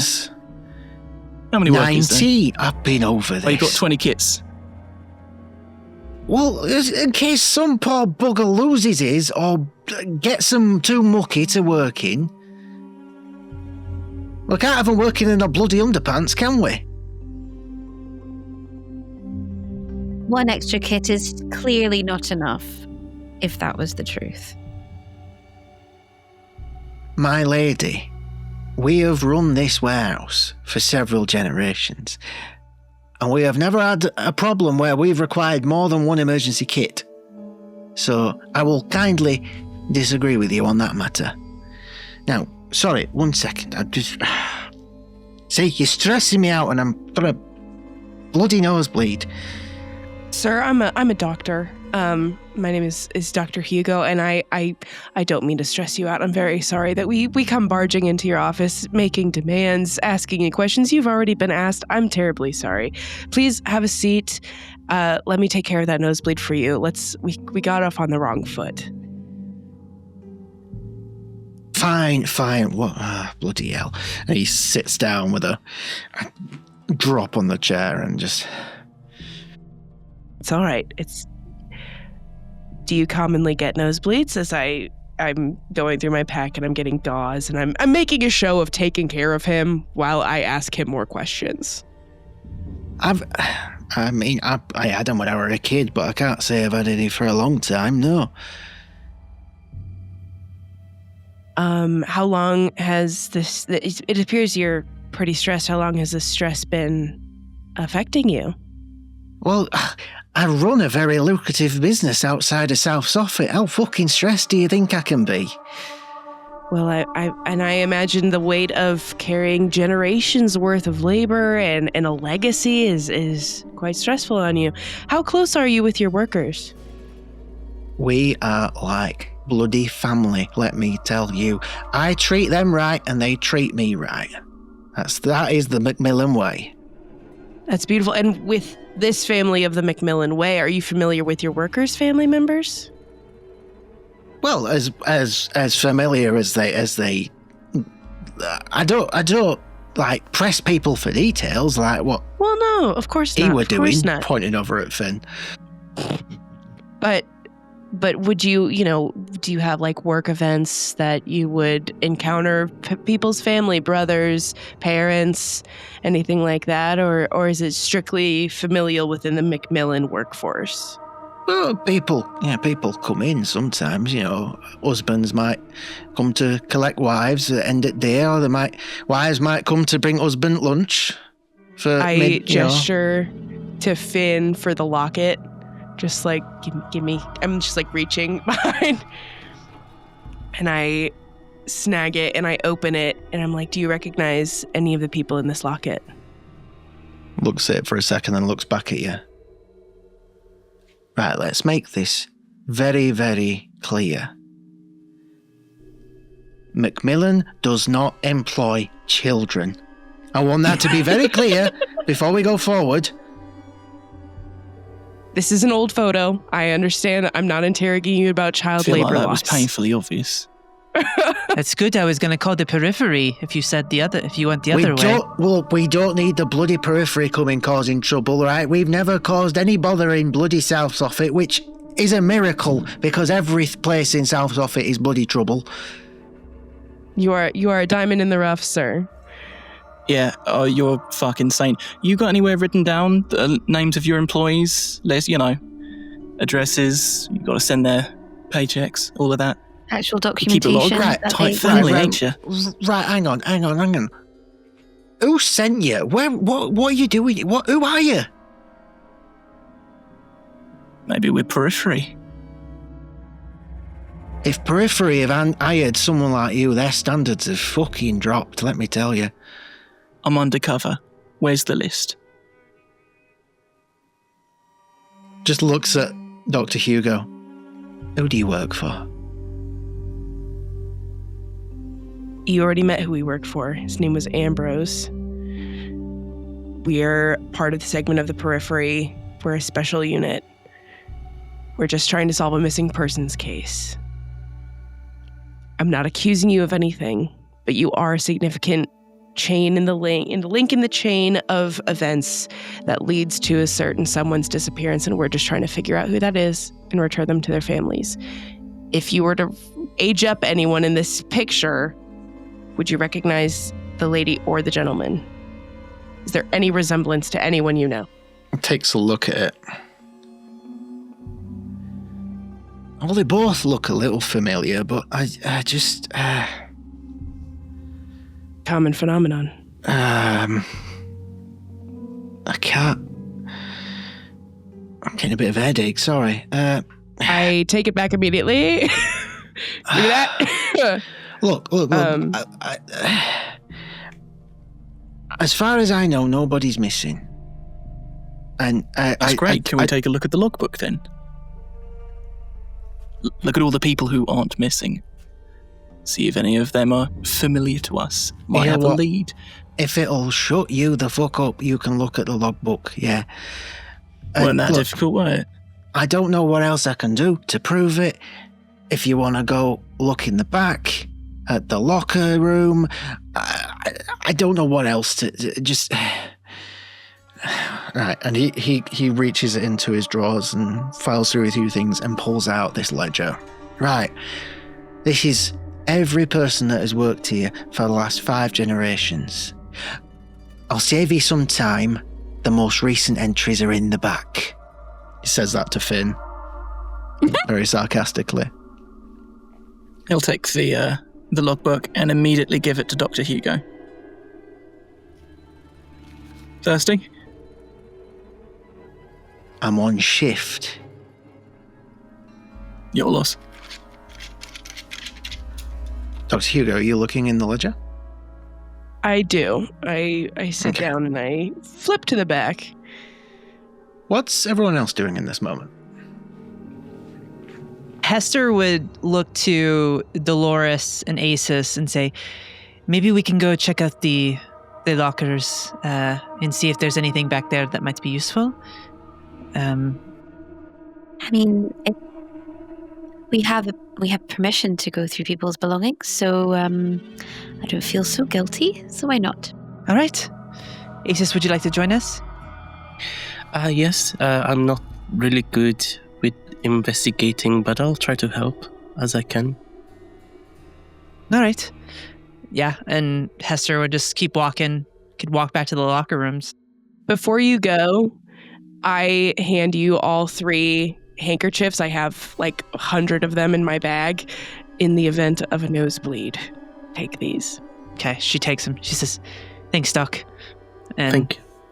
Thank you. All right. The 3 of you head off, leaving Dr. Hugo and Finn with Mr. Arthur Macmillan. We'll stay with you for now. As Dr. Hugo, you look in the most recent entries of this work log. You read through, you don't recognize any particular names, no names stand out in particular. And just in the middle, maybe like the 13th or 14th name, it just says EH. The rest seems to have been smudged out. But there are 20 names. There's an EH in here, Finn. Yeah, there is. Oi, Arthur, who's this? We're noticing 20 names in here, Mr. Macmillan. What? Oh, let me have a look at that. Bloody hell. Who's been writing in my book? But that I was... could think of one person. But we're 19. It's always 19 on the books, 19 on the floor. But I flip through the other pages that don't have EH. Do they all have 20? You look through the previous records in generations past. Some of them have more than 20. Fuck. Okay. Are any other names rubbed out? Smudged? Several. Addresses? Nope, for the ones that are no longer present, just smudge marks. The most recent EH being the only one that is even remotely identifiable. And he's looking at them and he's...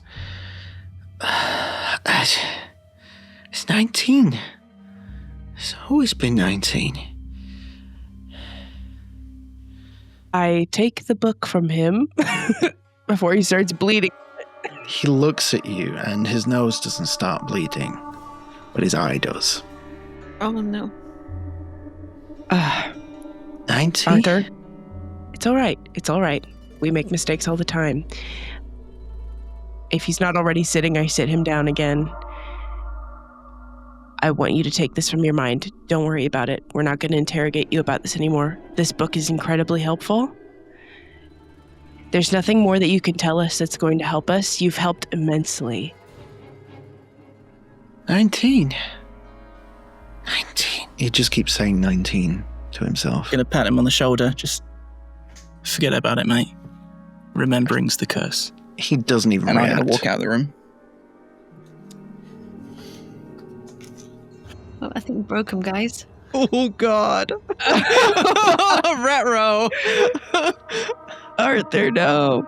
And in the tenseness of this moment, we cut over to the locker room. To Hester, Dolores, and Acis. Please go ahead and make me a survey roll. Unless you would like to make a case for a different roll, if you are taking a different approach. Entirely up to you. A sense to reveal something You instead. can absolutely do sense. Are you trying to detect some bleed, perhaps? Sure, why not? I think, can I help with both roles if they're doing survey and sense? Can I help both of them, or do I have to choose? Yeah, I'll let you give a drive to each of them if that's what you want to do. Okay, I'll do that. Okay. Thanks, Aces.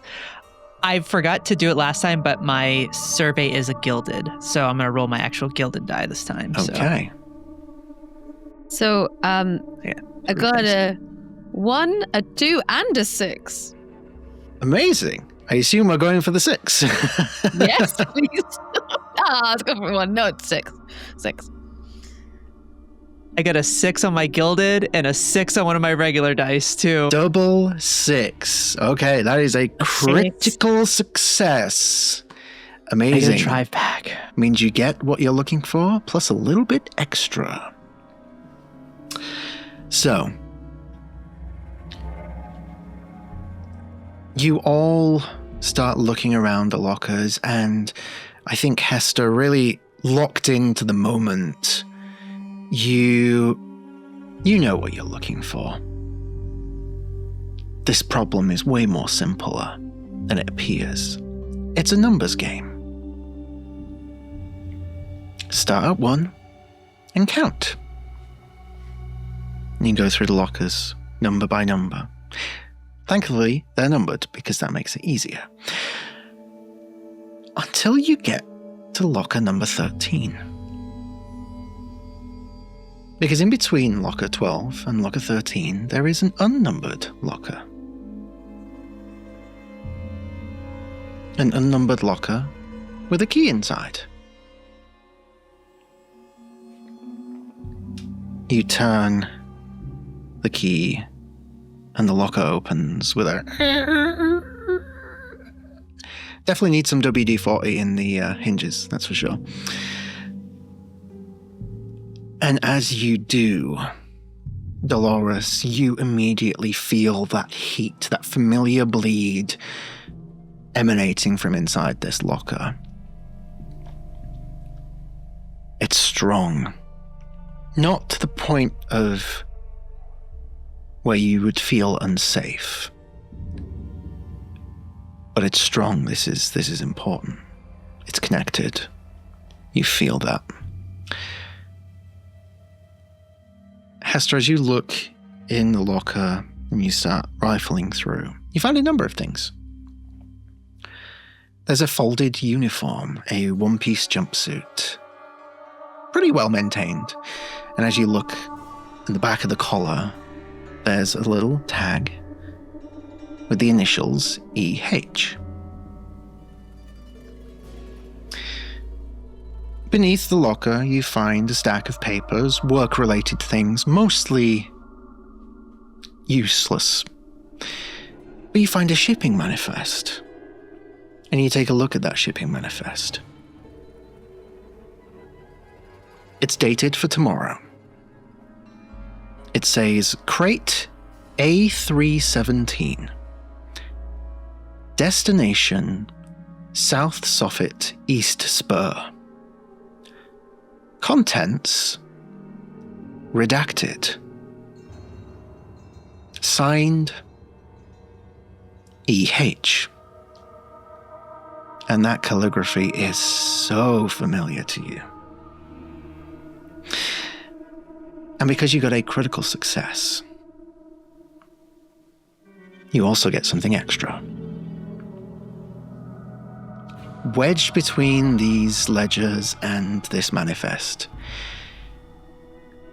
you find a letter, a sealed letter. You take it and you look, and the wax stamp on it. It's the logo of Candela Obscura. And as you open it, you pull the parchment out. Before you've even opened it up, it's the same parchment from Brasswick Row. It's the same parchment that Ambrose showed you. And as you read the so familiar handwriting on this critical success, I will send you what the letter says, and you can read it out for the group.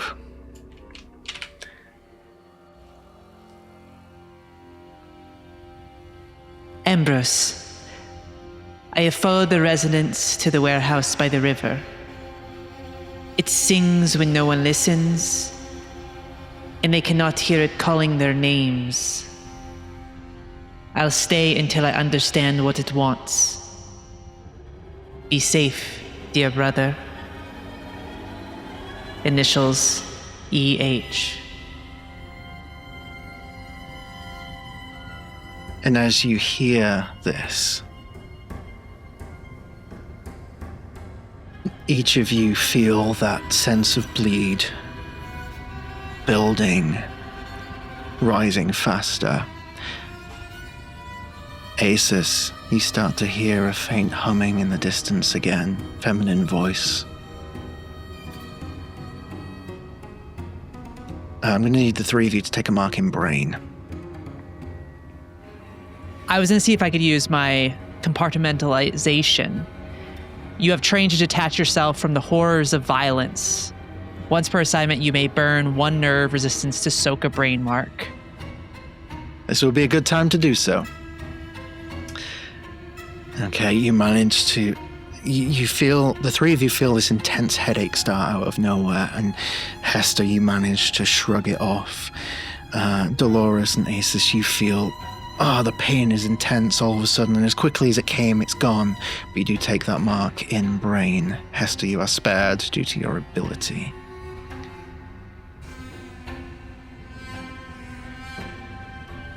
Are you all right? The two?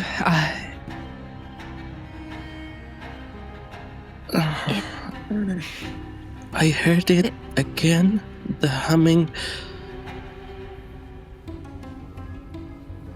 I'll be fine.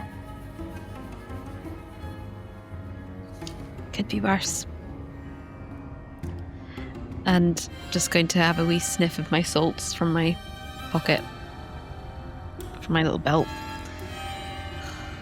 As you do, you look at that little bottle of the salts, and you linger on it for a second.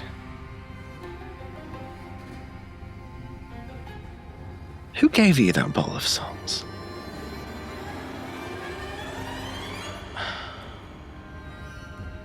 You just can't quite remember.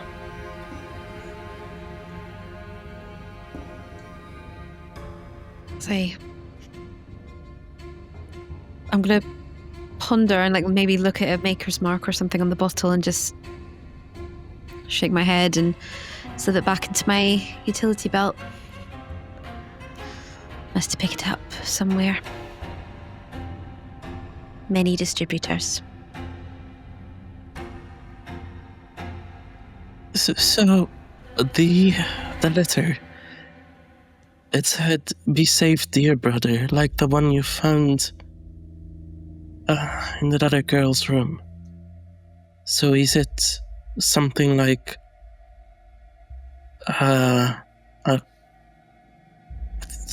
in code, or It's possible. I think we need to see if we can track down this crate. I think that might be our next lead we need to follow. And I think she looks, as you ask this, Asus, and she looks over at Dolores.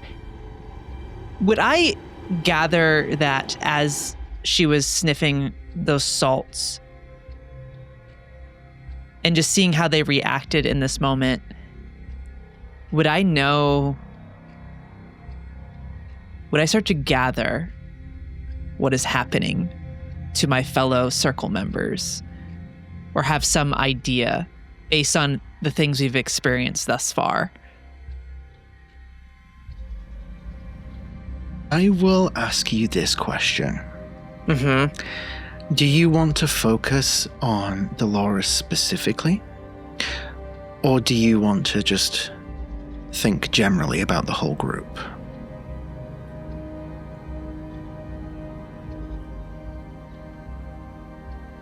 Think, for reasons, Dolores. So, we're going to make this a contested roll. Okay. As Dolores is trying to show face, I'm going to have...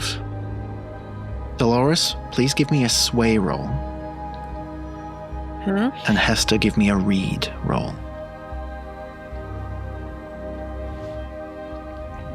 I'm going to spend 1 drive so I can at least roll 1 dice for read. I got a 4. Okay. Here we go. I got a 4 as well. Interesting.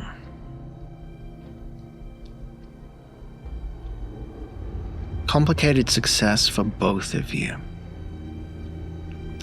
I'll say that in this instance, the complicated success is that, Dolores, you managed to hide your true thoughts in this matter, your concerns. But you read a different way as Hester looks at you. As Hester, you definitely see something as you look at Dolores and you're trying to ascertain what's going on in her mind right now. But as a complicated success, I think the most you can see is she's possibly hiding something. Difficult to tell.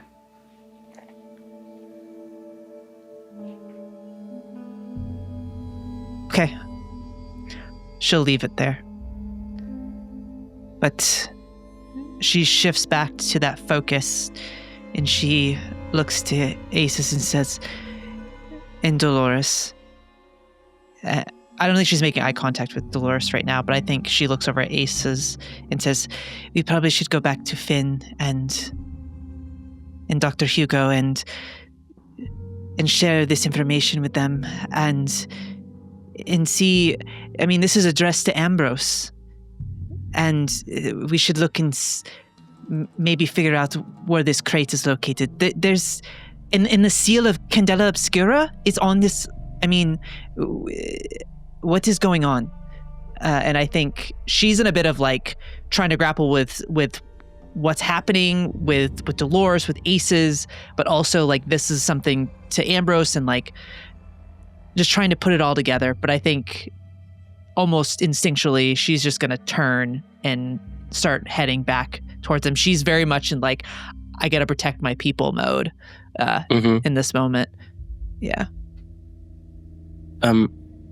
Question above table. Do we remember what happened in the first mission? The first mission.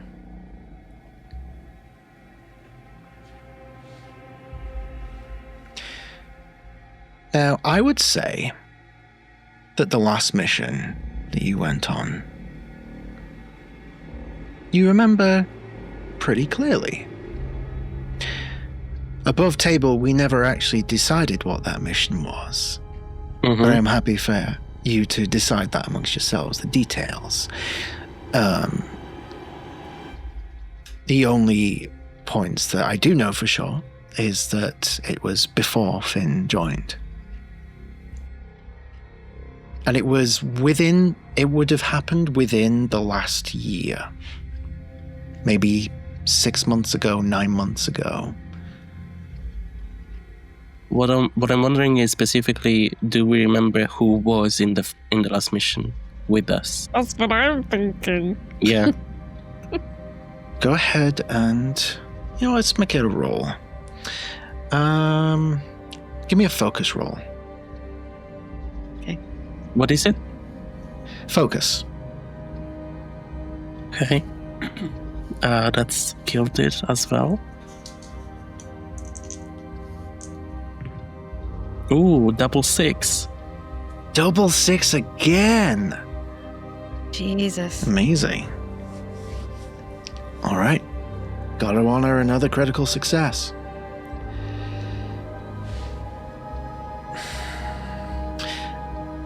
Before I tell you, just let me know, where are you right now in regards to marks? Marks? Oh, I have 2 in brain and 1 in bleed. Okay. So you're going to take another mark in brain. Thankfully, being at 2 means you don't go down just yet. I would be at 3 now. Yes. You go down when you have 4. Okay. So you're going to take a mark in brain with this, Mm-hmm. which will bring you to 3. If you take another brain mark, you will take a scar and you will fall unconscious for the remainder of the scene that happens in. Just so you know. But you think about all this. On a critical success, I guess I gotta give you some juicy information. You gotta make this mark worthwhile.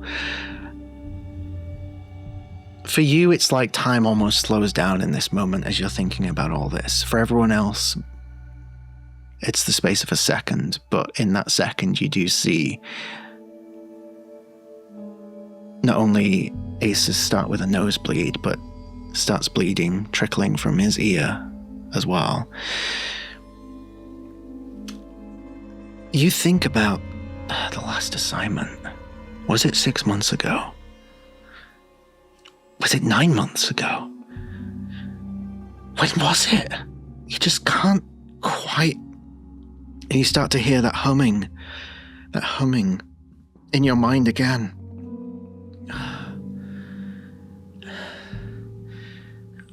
You can't... You can't remember. It's right there, but you just can't seem to grab it. And you think back to the beginning of this assignment, and you think back. Ambrose, he seemed to know about the last assignment. He was far gone in whatever's going on here, and yet he seemed to be okay talking about this stuff. Was he hiding something? Was he not revealing everything? And because you got a critical success, I will give you one extra detail.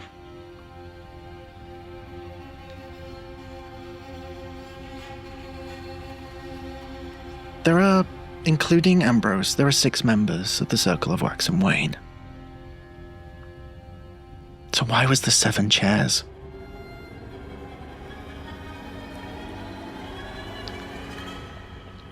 I think in this moment, you get the sense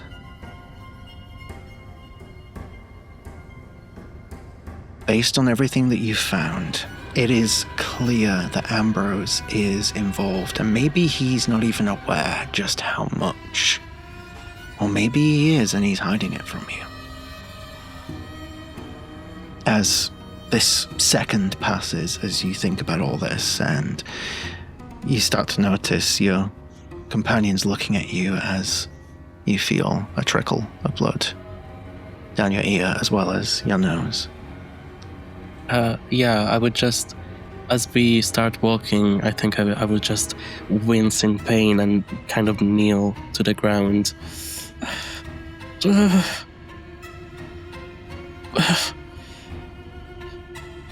And then I look back up.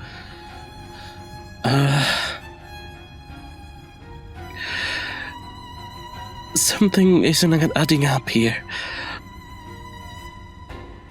I think one of these people that we're looking for was a member of our circle. And I think Ambrose might know, or maybe I might remember more than he's let on, or he's just too far gone. I can't tell yet. So I'd really like to talk to him about it. That might be why everything seems so familiar. We knew this person.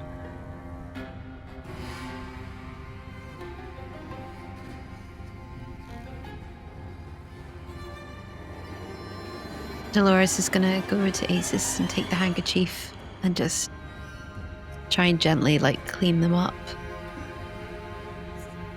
We'll go. I mean, feels like we've exhausted all our resources here. So Although I'm a bit worried, like, what could he be hiding from us? Maybe he doesn't even know.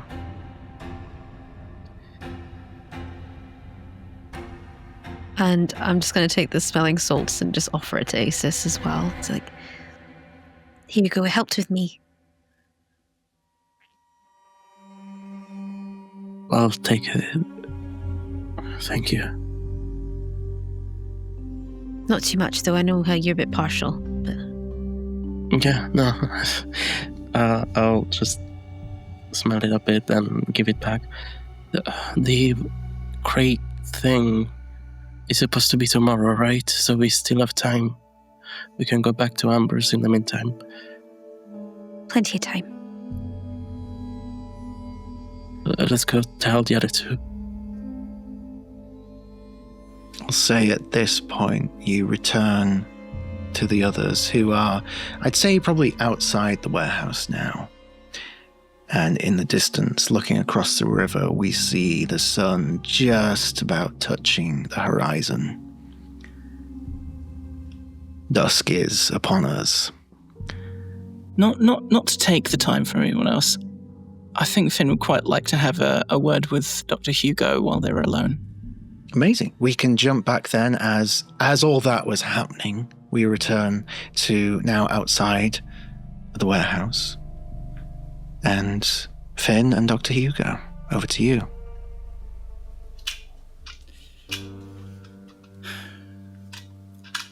I'm out. Don't suppose you've got something alcoholic in that medicine bag of yours? I do. It would make you go blind, so it is not for consumption. Gonna keep that. Okay. Why am I here, Doc? Why am I here? Getting philosophical on me, or are we talking literal? Bit of both. Yeah, but again,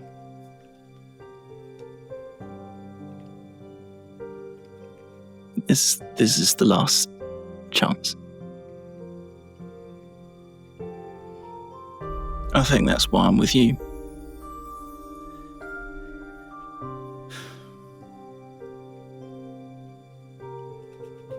I don't know why Ambrose made the call. I don't know why all of a sudden you're in another circle. I don't know why. That wasn't up to me, but I do think that it is a good thing that we are in the same circle now. Are you okay? You know what I mean when I ask that.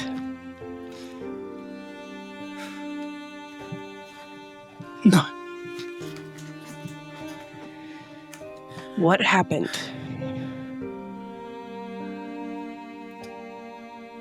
Someone else was forgotten. Of yours?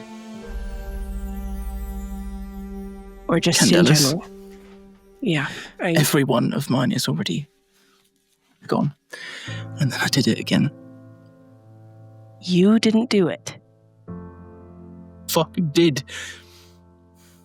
We've been through this. It's not you. It's all of this. It's the reason we're doing it. It's not your fault. You cannot constantly take the blame for everything. It's a little selfish, don't you think? You want me to be selfless? It's your fault as well. Because you put me here. And now there's more people being forgotten, and it's not just me. Is that coincidence?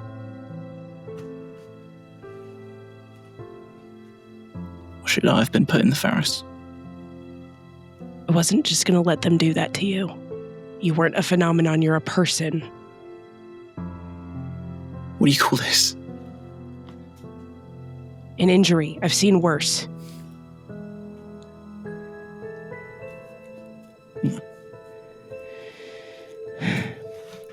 I think when we get the group together, yes, you should be. Fuck off with that. Come on, be a big boy, pick yourself up. It's going to be fine. What you're doing here is figuring out how it impacts you as well as everyone else. This could be very well the key to figuring out how to fix this. So stop being sorry for yourself. Let's wait for the group to get back, and we can get to the bottom of this. We can talk to Ambrose. We can talk to whoever the fuck EH is, whoever the fuck is on that list. Arthur is fucked, but hey, you can't save them all, but I am going to save you. So shut up and let me do that. I'm not worth saving. Who told you that?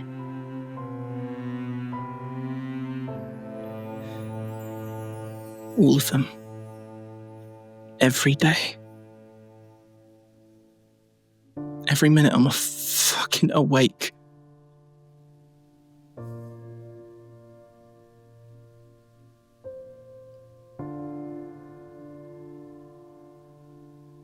If you're not going to trust me about it, you're going to trust them instead. That's your prerogative.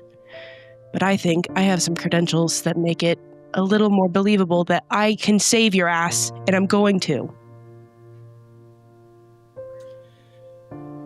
At what cost?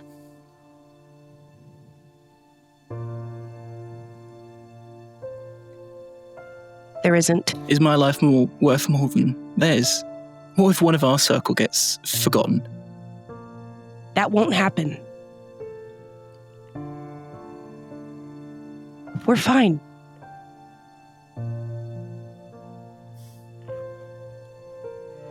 It's a team effort. There's always going to be a price. There's been a price for everything that all of us have gone through to get here. You're not the only one with empty pockets. We have lost too. And now, we're all in the same team. It's a group effort. And I know Hester, Dolores, Asistoli, they're not just going to let you roll over and give up either. I know I'm being an asshat to you, but it's your preferred tone.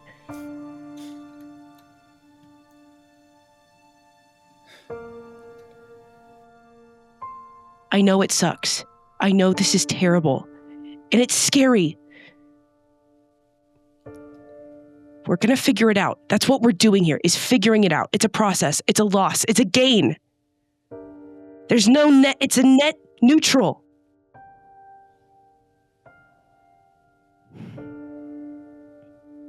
Respectfully, Doc, I disagree. It's already a loss. If we can figure it out, great. Then what? And you hear the shuffles of footsteps as the rest of the group approaches from the warehouse.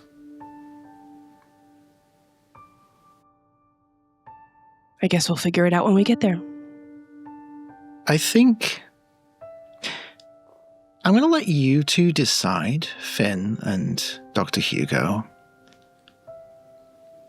Do you think that stressful conversation is worth a brain mark?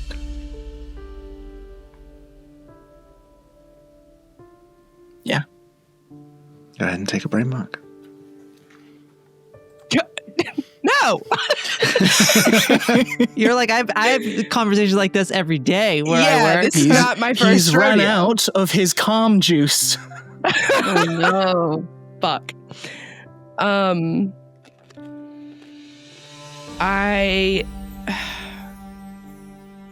let him wallow. It's fine. Hester comes out with this letter. I think she would read it out loud again to the group. And she would say, we need to go talk to Ambrose. There's something missing here. Obviously there's lots of stuff missing from the sounds of it, but we should go track him down. He did say we should regroup with him once we have some information. So this EH person is referred to Ambrose's brother? Was that it? Yes. We absolutely should go let Ambrose know. Did Ambrose ever get a nosebleeds like the rest of you lot? I'm trying to remember this stuff. You think back. You can't remember. Oh.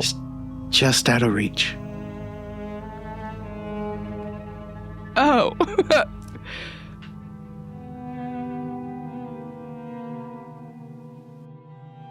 We should go. Let's go. We should go. Yeah. Also, hang on, they don't have the same last name. Be a married name.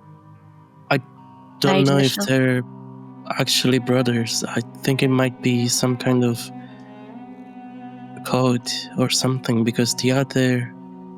we assumed that the other girl missing was the sister of this EH, but we don't know for sure.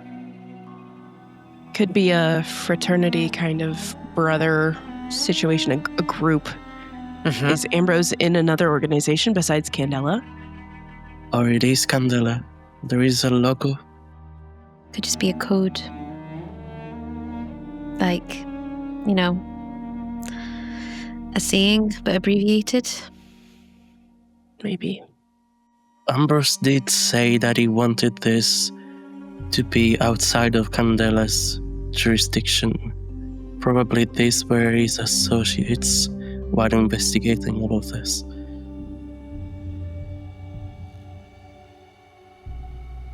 Also, Candela deals with this shit every day. Why is this one off the books? Sketchy. If it is a sibling, perhaps. I know we're potentially moving away from that theory, but if it is a sibling, it's something personal.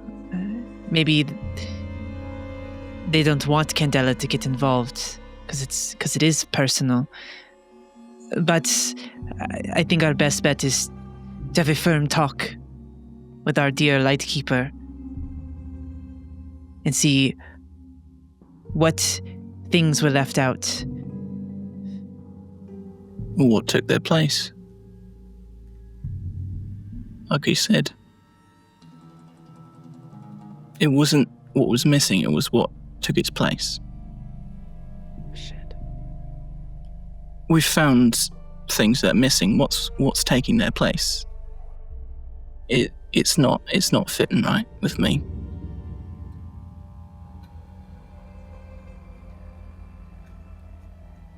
We're running out of time.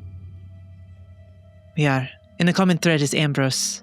Let's head back to him and then we can go from there. Is that agreed upon with everyone? Absolutely. Agreed. Group vote? Yeah. Yes. All right. And yeah. Would we meet him back at this, or is there another location where, I guess, how would we get a hold of Ambrose? That's the... You would assume, as you think back, and some of the details are a little foggy, but you remember it seemed like he was going to stay put in the safe house. Okay. Okay. That's what okay. Mhm. Okay. Off we pop. You head off back into the streets, through Brasswick Row, back into South Soffit proper.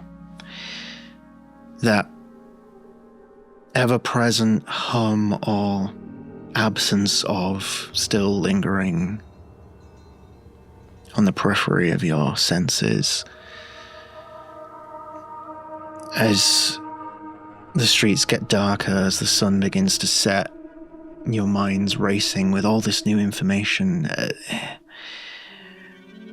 You just feel if you could just remember a little bit of it, you'd be able to put so many things together, but it's just, there's something just not... You keep pushing forward. And eventually, you return to the safe house. You head straight inside, up those creaky stairs again, and into the familiar space. Ambrose is sat at the head of the table, as he always is, currently fixated on a pile of scrambled, messy notes. As the door opens, he looks up with his good eye staring at you all, the cloudy eye, as always, continuing to drift off. You made it back. Please tell me you found something, anything. I've got nothing. I've got nothing.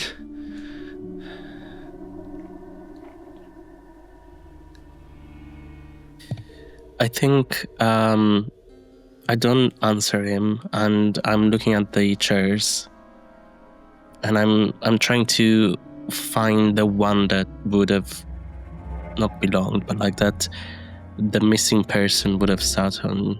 I'm trying to find some resonance of some lingering resonance of theirs. So give me focus or sense, your choice. I'd also kind of like to double up on this vibe and just bleed detector and just try and feel what's wrong in this room. Same for you, focus or sense? Probably more sense for you. I'm going sense, and that is a 6. A 6 on sense. Amazing.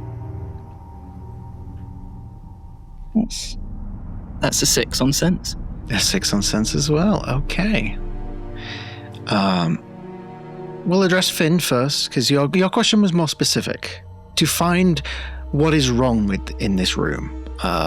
Short answer, fucking everything. Yeah. Finn, you look around and you're looking at the chairs and counting. There's 7 chairs. How did you never notice that? You look at Ambrose, and I think with this 6, I'll see you looking at him, trying to gauge. Almost like, I'm going to treat this as almost like an insight check on Ambrose. Yeah. And he might only have one good eye, but in that good eye, you see genuine fear.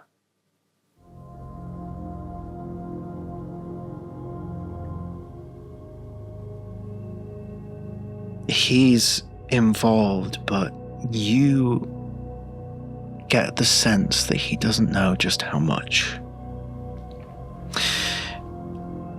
Aces, with your 6, you focus on the music, the resonance. You immediately are drawn to one of the chairs, the chair that you never really noticed before. And it has such a unique resonance to it that feels welcoming. It feels warm and comforting.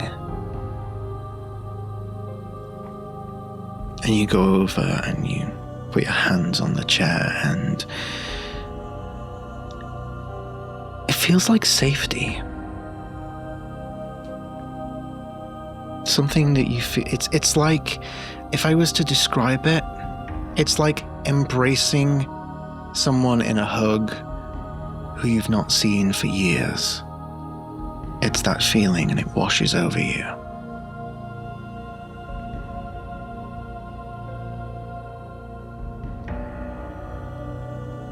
I think a tear goes down Isis's face, and especially it's such a contrast with the usual cacophony of sounds, and this feels so nice.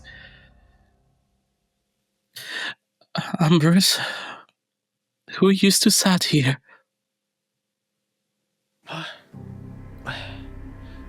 There was somebody else. He's looking at you, and he's looking at the chair like, that doesn't make any sense. Where did you get that chair from? It was always here.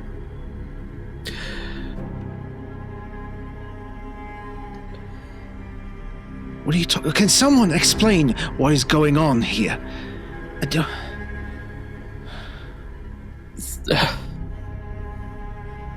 Can I have permission to read into your aura?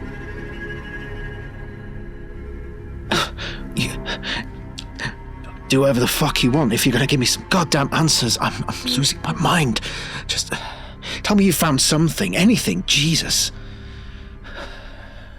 This might be a risk, but I'm gonna do cold read on him again. And that's a sense roll. I'm gonna use one drive. Okay, well. I'm gonna let you know. This is a high stakes roll. If you get a mixed success or below, you will take another mark. I will say it will not take you out of the scene now. I'm going to make that ruling. Okay. But that would result in your first scar. I figured. So keep that in mind. Go ahead and make your roll. My hand is on Hester's is on the gun. Okay, so now can I use my resistance? Are you sure you don't want that nice juicy scar? Why? What was the roll? You see scars. Okay, that's a 5. A 5. Okay. What are you trying to ascertain in this moment? I want to see if I can sense something that he maybe doesn't remember consciously, but like something in the back of his mind. You try to attune to his aura. And as you do, in the back of his mind, you do feel a weight. This formless, shapeless weight. A weight of absence. Something that should be there that is not. And as you focus on it, you realize it's not just familiar, but you start to feel in your own mind a similar formless, shapeless weight. And you're going to take another mark in brain, which puts you at 4. Mm-hmm. So, as I said before, normally this would take you out of the scene, but I do not want you unconscious for this. So I'm going to say you manage to hold on to your consciousness, but you are in intense pain as this happens, and you probably fall to the floor as the rest of you see that. And Ambrose, jumps back in his chair. He doesn't, reach for his gun or anything, but you can tell he is freaking out right now. I catch Asus. Hey, easy. Okay. What the fuck happened? Ambrose, what's going on? You're looking at me for fucking answers. Asus? It's the 7th person. 7th person? Yes. 7th member of Wax Wane. What are you talking about? We lost someone. They're one of them. They're one of the people that went missing. They meant something for you. I can feel their absence in you. He's looking around at each of you, and in his eyes, he's lost, he's confused, he's frustrated. I don't understand. What the fuck is going on right now? Can someone please explain it to me? We found a letter written to you. To me? Written by E.H. They called you brother.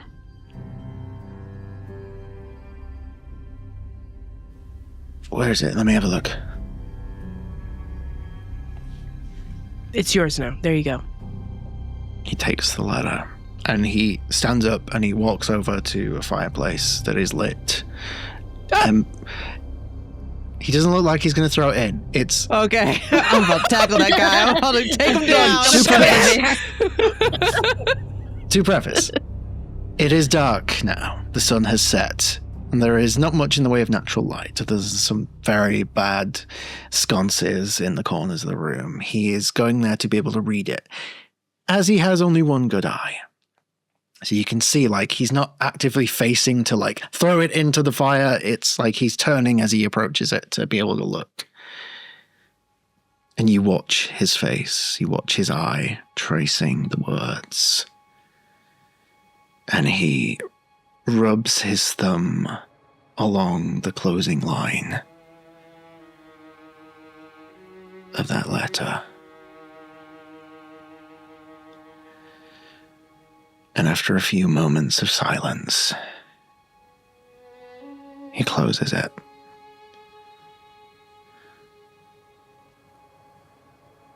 Edith.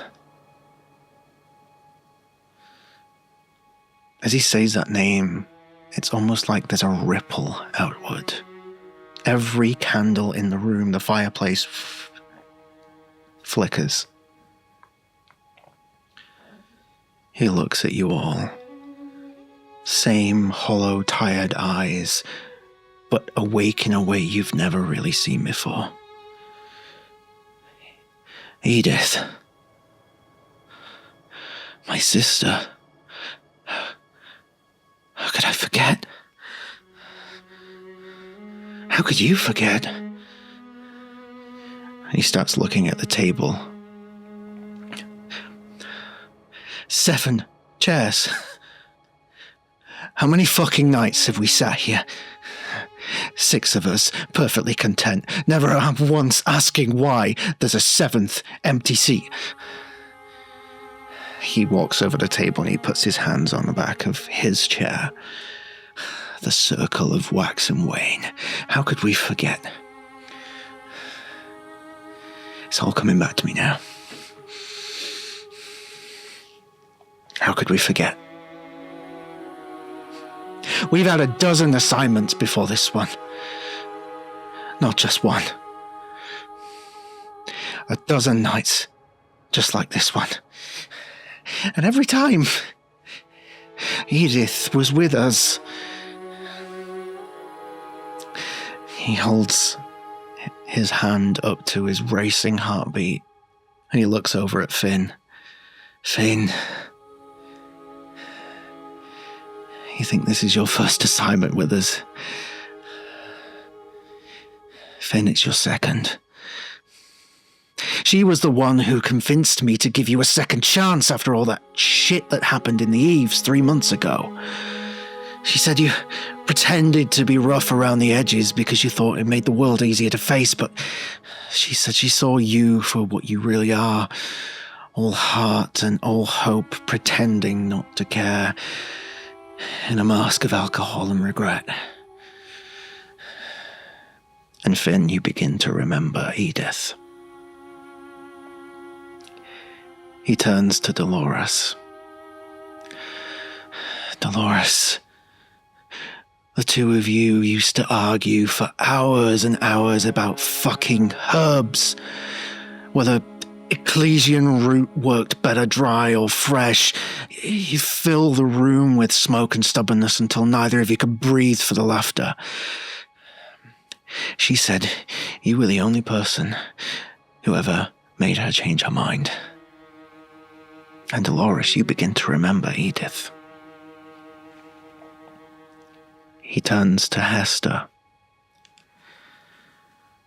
Hester, she said your calligraphy made her jealous. The two of you would practice together side by side. Her letters were always uneven, yours graceful as falling leaves. She would say your pen had better posture than you did. And Hester, you begin to remember Edith. He He turns to Acis. Acis, the two of you used to compose together. She had no talent for it, none at all, but you never let that stop her. You'd sit there playing, and she'd hum that tune she always used to hum, and somehow used to turn it into something beautiful. She adored you for that. Acis, you start to hear that hum in your mind, and you begin to remember Edith. And finally he settles his eyes on Ophelia. And he looks like the weight of what he carries now is going to fold him in half. And he approaches you, Ophelia. And he takes your hands, presses them together and squeezes them just slightly.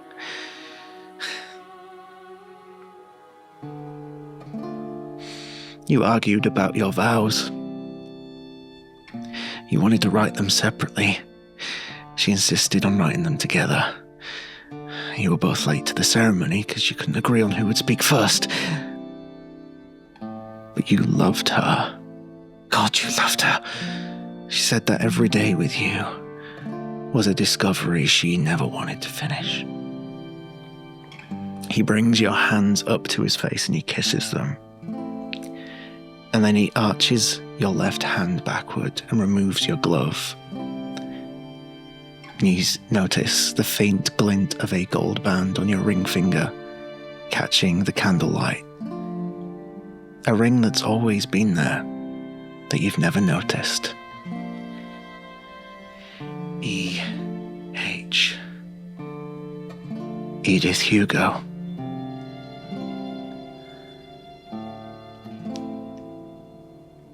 And Dr. Hugo,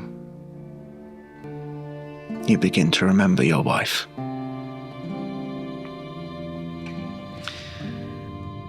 The room feels so much smaller now for all of you, like it's folding inward around this rediscovered horrific truth.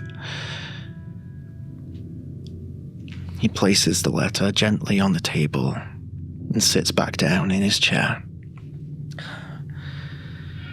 It's not the gaps that get you, it's what tries to fill them. But this was more than a gap. What the fuck are we dealing with here? Who else has been taken from us? And each of you begin to ponder that question. The people you've lost all these years, did you really lose them?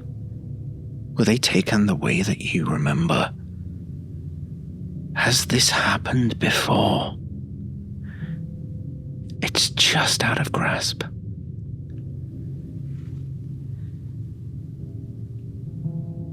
The candle nearest to Edith's empty chair burns higher. Ambrose flicks his eye upward, and his voice falls to a whisper.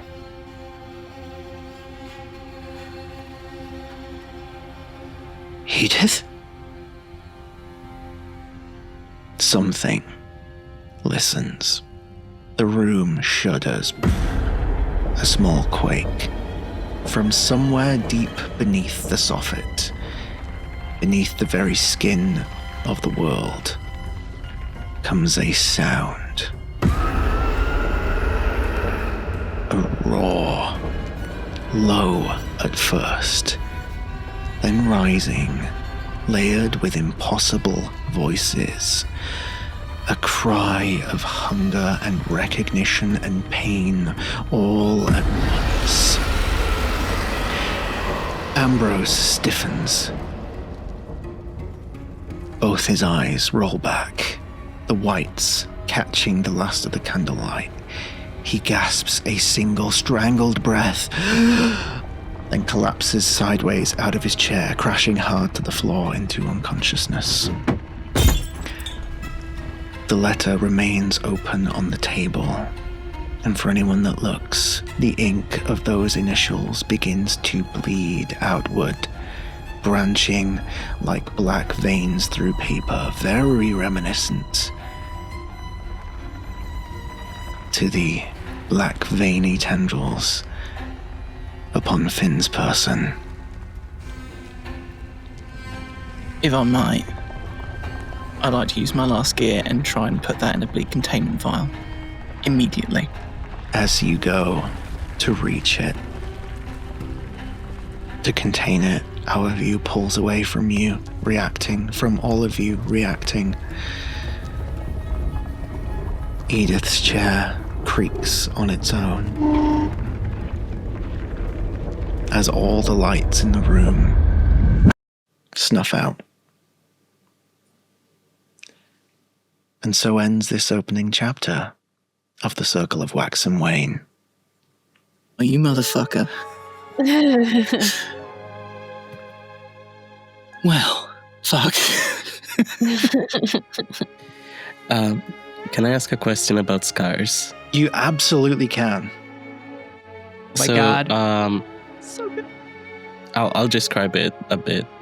I think at the end of all that, Aces would just, as Ambrose slams to the floor, Aces reaches for him, but then his ear starts ringing, and it doesn't stop ringing until suddenly, when it does stop, he doesn't hear anything from that ear. And blood starts pouring down from it. So I chose to do a ruptured eardrum, which I thought would make it so that his center of balance will be different. So I chose to take a -1 in move, but I already had 0 in move. So can I do that? If you don't have 1 in move already, then typically you would roll at disadvantage anyway. So that wouldn't really change anything. No. What if we made it control instead? Because control can be things like motor skills in general. That might make sense. Yes. Because I love the idea and I want you to be able to do the idea. I want to make it work, because that is absolutely amazing. So ends chapter 1. How are you guys doing? Are you okay? Does anyone need a hug or a tissue or to scream? I am loving this. I love that. That's so good. Yeah, this was fantastic. I ought to beat your ass. when I heard the initial EH, there was a point when we were in the locker rooms, I'm like, that person's related to, like, It's there's a married name. Yeah, I'm like, that's a married name. Oh my God. I was like, yeah, that's. I'm like, and the last name's Hugo. Like, that's it. I'm like, that's why I was like, when you said it, then I'm like, I knew it. I wrote it down. I didn't connect it to Ophelia, but from the letter, when Arch said it feels familiar, I was like, okay, this person was in a last mission. But then I